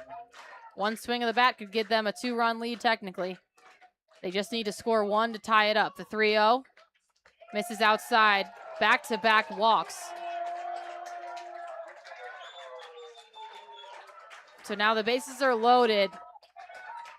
I guess it was a walk, a Bradley Pell bunt, and then another walk after that. So the runners on first and second both got there via walks. And this is going to be the biggest at bat in the stint of Garrett Bavacqua with the Raptors. Bases loaded, 1 out. Middle infield's going to play for a double play. The corner infielders are going to be in. Huge moment with 1 out for Garrett Bavacqua. First pitch catches the bottom part of the zone for a called strike. Bavacqua started the game off struggling 0 for 2 with 2 strikeouts, but then since then has doubled and singled. He did get thrown out along the base paths by that great throw by Tommy Specht in the 5th inning, but that's a memory of the distant past if he can take advantage of this at-bat, although he falls behind 0-2 quickly. Good off-speed pitch by Murray. That was at 81 miles an hour. For Bavacqua, what do you look for? Do you look for something off speed or you hunt the fastball? 0-2. Big pitch for Murray here. And that one is a little bit too low for ball 1. Both of Bavacqua's strikeouts have come on balls too low out of the zone. Now, both of those were thrown by starting pitcher Chance Cox, but obviously the Voyagers were aware of that. So now 1-2 to Garrett Bavacqua. Bases loaded. Raptors trail it 9-8. And that one misses outside and too high as well. Barranca sticking the frames a little bit, just holding them for a half second longer. It hasn't seemed to change Ainsworth's decision very much. Both teams do have challenges remaining if they need them. Both teams with 2. The 2-2 with runners on every single base for Garrett Bavacqua. The pitch, and that one is too low as well. And great plate discipline by Garrett Bavacqua has worked this count back full. But to the credit of Simon Murray, Bavacqua had not shown the greatest plate discipline thus far on his 3rd strike swings tonight. Tried to get him to chase, but now in a 3-2 count with nowhere to put him, have to get this one in the strike zone. Swing and a miss. Huge strikeout for strike number 2, for out number 2 by Simon Murray. And the Raptors in danger of leaving the bases loaded. It's coming down to Tyler Gannis. Well, just fastball had plenty of the plate, and Bavacqua just swung through it. It was 90 miles an hour from Murray. And now it's up to Tyler Gannis. Gio Ferraro started as a designated hitter, and for Gannis, this is his 3rd at bat. The Raptors have left 7 on the base path so far today, trying to avoid making it 10. First pitch is inside to Gannis. Gannis came in to hit in the 5th inning, and like you said, since then he's been 0 for 2. Ferraro had struck out looking and swinging, and Evan Parker had seen enough of that. The 1-0 is swung on. It's bounced up the middle, and that will get through into the outfield. Coming around to score is Chase Valentine. Cole Jordan will follow in right behind him, and the Raptors have taken a 1-run lead in the bottom of the 8th inning. It's 9-10. Raptors lead it.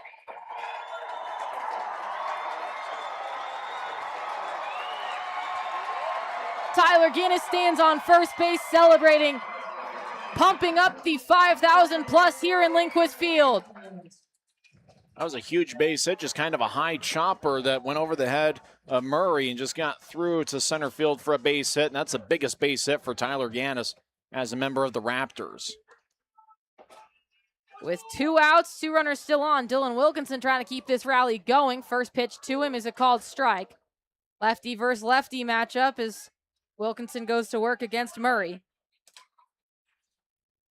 That wasn't a hard hit ball by Gannis, but it just found the right places to bounce through, and it just caught the gap in between Blazik and Ponce. The 0-1 is in the dirt. Barranca drops to his knees to block it. The runners stay where they are.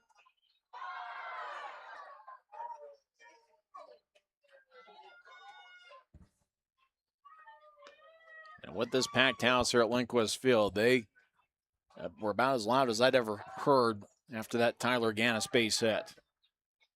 What a game. Big swing and a miss by Dylan Wilkinson on the 1-1 to make it 1-2. Carmine Lane is on second. It's Tyler Gannis on first. He just had the 2 RBI single that gave the Raptors the lead. That's their first lead since back in the 3rd inning. The 1-2 to Wilkinson is hit opposite field foul. Colson Lawrence makes a nice snag with his left hand as it bounced off the netting. If you're happy and you know it, plays throughout Lindquist Field. Dylan Wilkinson trying to make these fans even happier. Simon Murray trying to quiet them down. A 1-2 count with 2 outs. Bottom of the 8th, Raptors lead 10-9. Murray with a deep breath, kicks his right leg and deals. That one misses too high to make it 2-2.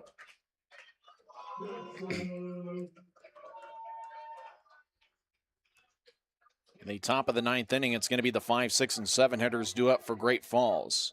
Specht, Blazek, and Bronca. Now in a position where after this inning, they need to be coming back on a lead, and a strikeout for Simon Murray to end the inning on Dylan Wilkinson. But thanks to Tyler Gannis, the Raptors get 2 more runs in. They take a 10-9 lead. And now instead of protecting a lead, the Voyagers must score a minimum of 1 run to keep this game going. We'll see if they can do it when we come back for the top of the 9th inning after this break on the Ogden Raptors Broadcast Network.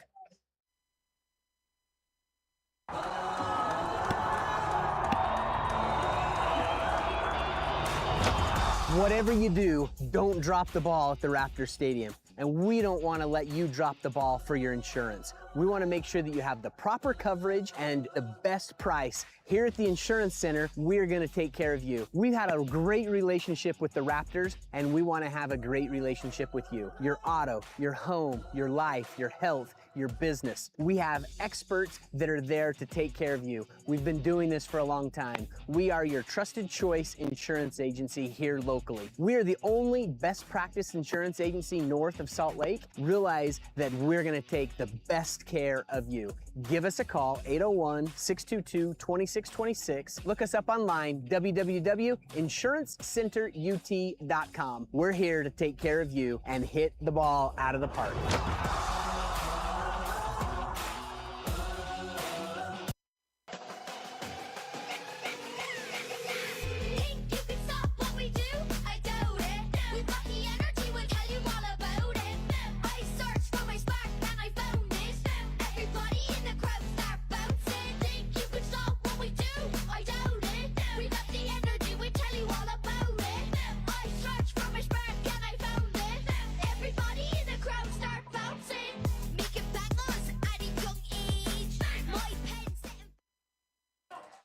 Caden Knipe into pitch in this final half inning for the Great Falls Voyagers.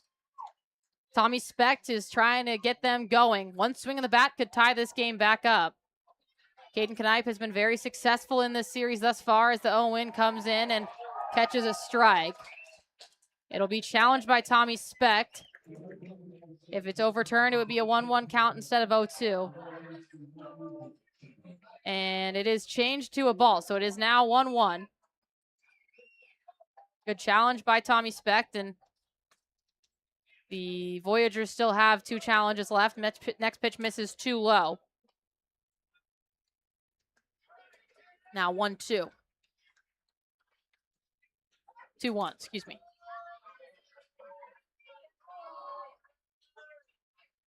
This one is hit hard into deep left field. Settling under it is Bradley Pell for the first out of the inning. Off the bat, that might have made a couple of the Raptor fans hold their breath. Thus far throughout the series, Caden Knipe has pitched 2 2/3 innings throughout all of them. He's just allowed 1 hit, not a single run. He's had 4 strikeouts and 1 walk in 11 batters that he has faced. 2 outs away from sealing this win, but just a 1-run lead means that this defense needs to be on their toes right now. Zach Blazek watches first pitch go past him for a strike. Next pitch misses for a ball. Blazek today is 1 for 4. He singled back in the 4th inning, but that's his only hit of the game. He's flown out twice, grounded out once. The 1-1 to him, a righty on lefty matchup. The pitch from Knipe works inside. It's now 2-1.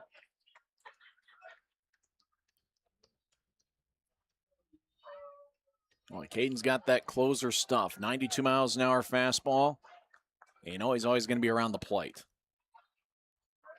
The 2-1. Oh, that is behind the batter, Zach Blazek. Just held on to that one a little bit too long to make it 3-1. You rarely see Caden Knipe miss that badly. Blazek stared back to the mound, but with it being a one-run game in the ninth inning, there's no question that there is no intent there, considering that Blazek, if he reached base, would represent the tying run. The 3-1 is fouled out of play. Beautiful sunset over that left field wall. That was a great shot by our camera person. We can't see it from here, but my goodness, that's gorgeous. That's about as good as it gets. Drones show after the game, and the Raptors fans are hoping it sooner rather than later. Full count pitch is in the dirt, and that's a walk by Caden Knipe. Only his second in this series thus far. Knipe is usually one with pretty good control. Surprising to see him give up a walk. So the tying run of this ball game now is Zach Blazek on first base. Antonio Barranca hits this one, and it's into the glove of Chase Valentine. They'll get one out at first, and they'll get the other over Dylan Wilkinson. A double play to end the game off of a Chase Valentine. Phenomenal defensive play.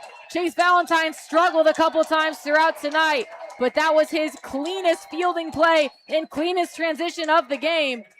A 6-4-3 double play ends it, and the Raptors walk away with a 10-9 hard-fought victory.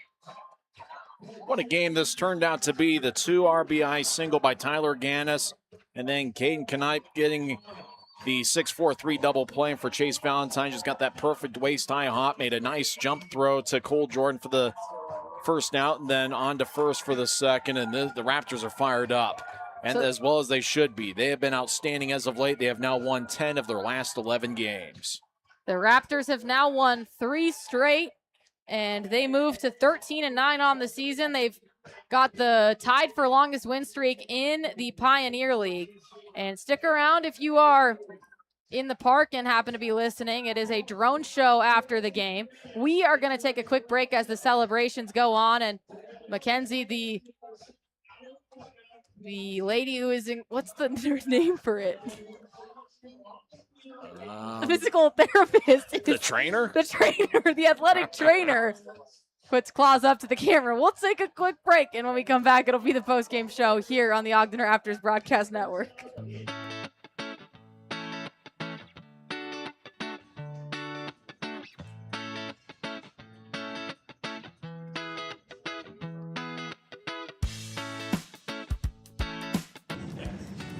All right, here are those fries for you. Can I get you any fry sauce? We would love some fry sauce. We can help with that.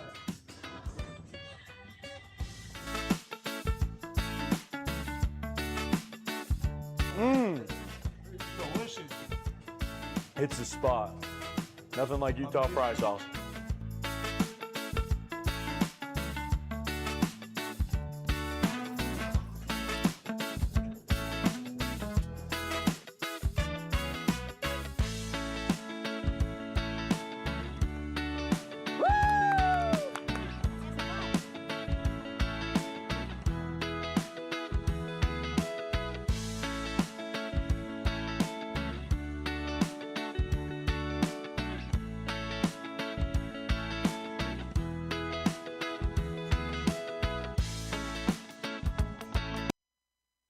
A couple of friends that have come here, and they said that the education from the instructors was just really great. It was kind of between Davis Tech and here, and I decided to pick here because of the instructors. I've always loved hair, nail, and skin and all of those things, so I just thought it was a perfect career opportunity to be able to make my own schedule and do what I love. I really love doing men's haircuts, so that's probably my favorite. That, and then just coloring's fun because you get to experiment and kind of create new things, which is always fun. It's fun because they're like our instructors and they teach us lots, but they've always become like our friends, and they're always like motivating us to do new things and challenging us and like really care about us individually and like what's going on in our lives at home, what's going on in our life at school, and they're just very compassionate towards us.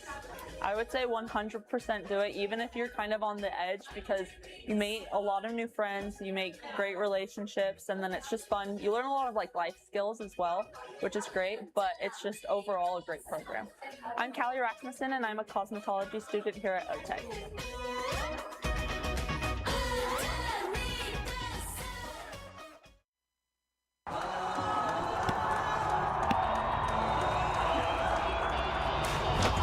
Whatever you do, don't drop the ball at the Raptors Stadium. and we don't want to let you drop the ball for your insurance. We want to make sure that you have the proper coverage and the best price. Here at the Insurance Center, we're going to take care of you. We've had a great relationship with the Raptors, and we want to have a great relationship with you. Your auto, your home, your life, your health, your business. We have experts that are there to take care of you. We've been doing this for a long time. We are your trusted choice insurance agency here locally. We are the only best practice insurance agency north of Salt Lake. Realize that we're going to take the best care of you.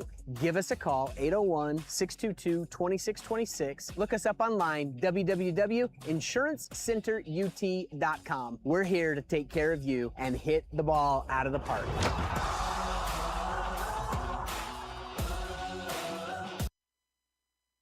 Hey there, baseball fans. I'm Ogden Mayor Ben Nadolski, and there's nothing more American than summertime baseball at Lindquist Field right here in the heart of Ogden, USA. From the crack of the bat to the smell of ballpark hot dogs and popcorn, this is where our community comes together and where downtown comes alive. So whether you're here for Raptors baseball, the fireworks, or just a great night with family and friends, you're in one of the most beautiful ballparks in all of America. So let's cheer loud, support our home team, and let's make some memories. Welcome to Lindquist Field, and let's go Raptors.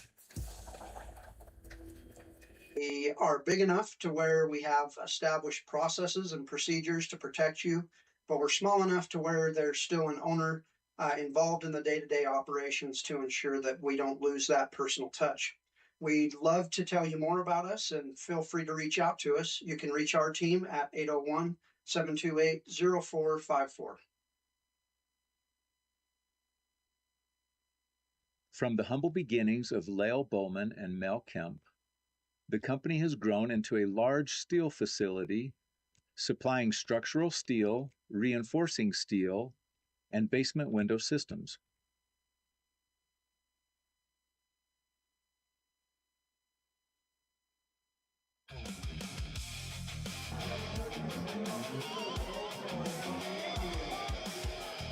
Welcome back to the post-game show here on the Ogden Raptors Broadcast Network. Arden Locke alongside Tyson Whiting, where the Ogden Raptors walk away with a 10-9 victory. They had been trailing since the third inning, and then a go-ahead 2 RBI single from Tyler Gannis gave them a lead in the bottom of the ninth that the Voyagers were unable to overcome in the bottom of the eighth, that the Voyagers were unable to overcome in the top of the ninth. A 6-4-3 double play that started out with a great fielding play and throw by Chase Valentine ultimately ended off the game. There is Campy celebrating with Skipper Parker's kids, and just pretty awesome stuff. So let's just walk over that game. First off, Tyson, our flamethrower of the game, Dylan Gardner. That's who we're naming it. What do you have to say about him? We picked up the victory in relief, pitching 2 shutout innings, allowing just 1 hit. He faced 8 batters. He had 5 flyouts, 1 ground out, and made 28 pitches, and he gets the win. Kane Knipe picked up the save. He walked 1, but obviously induced the double play ball to end the game. Nico Sanz-Formaggio really battled, probably the toughest outing he had all year. He worked 6 innings, giving up 12 hits, 9 runs, 7 of them earned. He walked 2 and struck out 7, also had 2 wild pitches, and he threw 101 pitches tonight. And he didn't have his best stuff, but he certainly battled and did a good job keeping the Raptors in the game. The second 1-run victory for the Raptors in this series. They moved to 3-1 on the series, so that the worst that they can do is split it with games on Saturday and Sunday coming up. Looking at the bats, the electric bat, the gold bat of the game, I have to give it to Tyler Gannis. He had that RBI single that ultimately won it for the Raptors, but a duly deserved honorable mention has to go to Cole Jordan. He had 3 for 4 on the night. He scored 3 times himself and had 3 RBIs. Carmine Lane also batting in 3 RBIs, going 1 for 4. He had a home run as well for himself. So a great game overall for the Raptor bats and the pitching staff. It was good to see Sanz-Formaggio get backed up by the bullpen. The bullpen didn't allow a single run. Sanz-Formaggio gave up 9. The bullpen in Gardner and Knipe didn't give up any. The team that takes the loss, obviously, is the Voyagers. Chance Cox, the starting pitcher for them, goes 4 innings. He gives up 6 hits, 6 runs. 5 of them were earned, 1 walk and 5 strikeouts. The bullpen in Sepulveda, Warwick, and Murray give up 4 runs. Simon Murray came in for his final inning of work and gave up just 1 hit and no runs. So not a bad outing for the bullpens, but also good if you're the Raptors to make the Great Falls Voyagers just dip in and have 4 more runs. I'm going to look at it. Simon Murray allowed more than no runs because they had to come in and score on him. I'm looking at it now, and their update is not through all of the innings. But nonetheless, 10-9 win by the Raptors. They move to 13-9 on the season. The Great Falls Voyagers fall to 7-15. What a game. Interestingly enough, for the Raptors, they have scored 13 or more runs in 8 of their last 11 games. Obviously, they only scored, I say only, they only had 10 tonight. But interesting enough, in the 3 games in the last 11 where the Raptors have scored less than 13, they have won each game. They're about as hot as any team in the Pioneer League, as they have now won 10 of their last 11 games. You add another 10 tonight, they have scored 153 runs in their last 11 games, which is pretty close to 14 per game. So the Raptors really have been rolling over the last couple weeks, and I kind of think to the turning point for the Raptors being that Sunday a couple weeks ago on May 31st when they defeated the Missoula Paddleheads. They scored 17 runs that afternoon. Then obviously after that swept a 6-game series in Idaho Falls and have won 3 of the first 4 games in this series. And, the Raptors have been as hot as any team in the Pioneer League. And, if Billings and Long Beach can kind of come back to the remainder of the pack, the Raptors do have a chance there in the first half, especially with the way they've been playing lately. And, you got 2 more games against Great Falls, and then they got the Red Pocket Mobiles coming in for a 3-game series, and they've struggled in the win-loss column as well. So things are looking positive for the Raptors, and it's really been a combination of so many different things as to why they've had the success they have had as of late. If you're looking at just the final line of this game, the Raptors finished with 10 runs off of 11 hits, 9 RBIs, 5 walks, 9 strikeouts, and they left 9 men on base. On the other end, the Great Falls Voyagers, they actually had 8 more at-bats than the Raptors tonight. They had 9 runs off of 13 hits, so they also out-hit the Raptors. 8 RBIs, 3 walks, 7 strikeouts, and they left 7 men on base. So statistically, besides the run column, you might guess that, hey, the Great Falls Voyagers might have won this one with more at-bats and more hits, but ultimately the Raptors just made do with what they had and walk away with a 10-9 victory. Looking around the league really quick before we close out tonight, the Billings Mustangs take a win over the Glacier Range Riders. So the Mustangs move to 17-4, which is tied for first at this current moment, although Long Beach Coast is not done with their game against the Roadsters right now, and they lead it 2-0. But notably in that game, the Glacier Range Riders will fall to 13-9 on the season. The Raptors go up to 13-9. So as of now, they're tied with that third place team. Obviously the Raptors take the win, and then the Yuba Sutter Freebirds have it is the Red Pocket Mobiles who have a 1-run lead over the Freebirds in the top of the 7th. Other games that will influence the Raptors, the Missoula Paddleheads take the win over the Oakland Ballers. So the Paddleheads, who had the same record as the Raptors going into this game at 12-9, also moved to 13-9 on the season. So the Paddleheads and the Raptors both move within range of the Range Riders. And the Boise Hawks, looks like they won't let last night repeat itself. They have a 12-8 lead in the top of the 9th. So it looks like they will move to 14-8 and take solo possession of third place. But likely the Raptors should move into 4th place after tonight's win. Big news for the Raptors as they sat as low as 3rd to last in the Pioneer League at one point during the season. Everybody's counting down for the drone show, which is going to take place in 2 minutes and 15 seconds. I guess 2 was the magic number of the night, as the Raptors had 5 separate 2-run innings. They had a 2-run first, 2 runs in the 3rd, 2 more in the 4th. They had 2 runs in the 6th, and obviously the huge 2-run 8th inning, which decided the game on that base hit by Tyler Gannis. So deuces were definitely wild here this evening. As our in-park announcer loves to say, 1:49 left until the drone show. We're going to keep the stream live so that if anyone is watching on Home Team Live, you can just continue to watch the stream and watch the drone show. But we have a lot of thank yous to say for the people that made this broadcast happen. Our technical director tonight on June 12th, Alan Hill, made the whole broadcast truly happen. Myself, Arden Lockett, play-by-play, and Tyson Whiting at color. Our cameras, the field cam was Will Edwards, and our action cam was Joshua Ijeka. Our graphics man was Andrew Gaunt. Our media manager, as always, is Haven Aurelia Miller. Our photographer was Jill Trent, and our videographer was Will Edwards. And our executive producer, the man who makes this whole night happen, Tim Broussard. Thank you so much for joining us tonight. A 10-9 victory for the Raptors as they move to 4th in the Pioneer League. Game 5 will be taking place tomorrow at 6:30 p.m. at Lindquist Field. We'll hope you'll join us on Home Team Live, on our YouTube audio stream, or any other way you can find us. 50 seconds of the drone show. We hope you have a great night.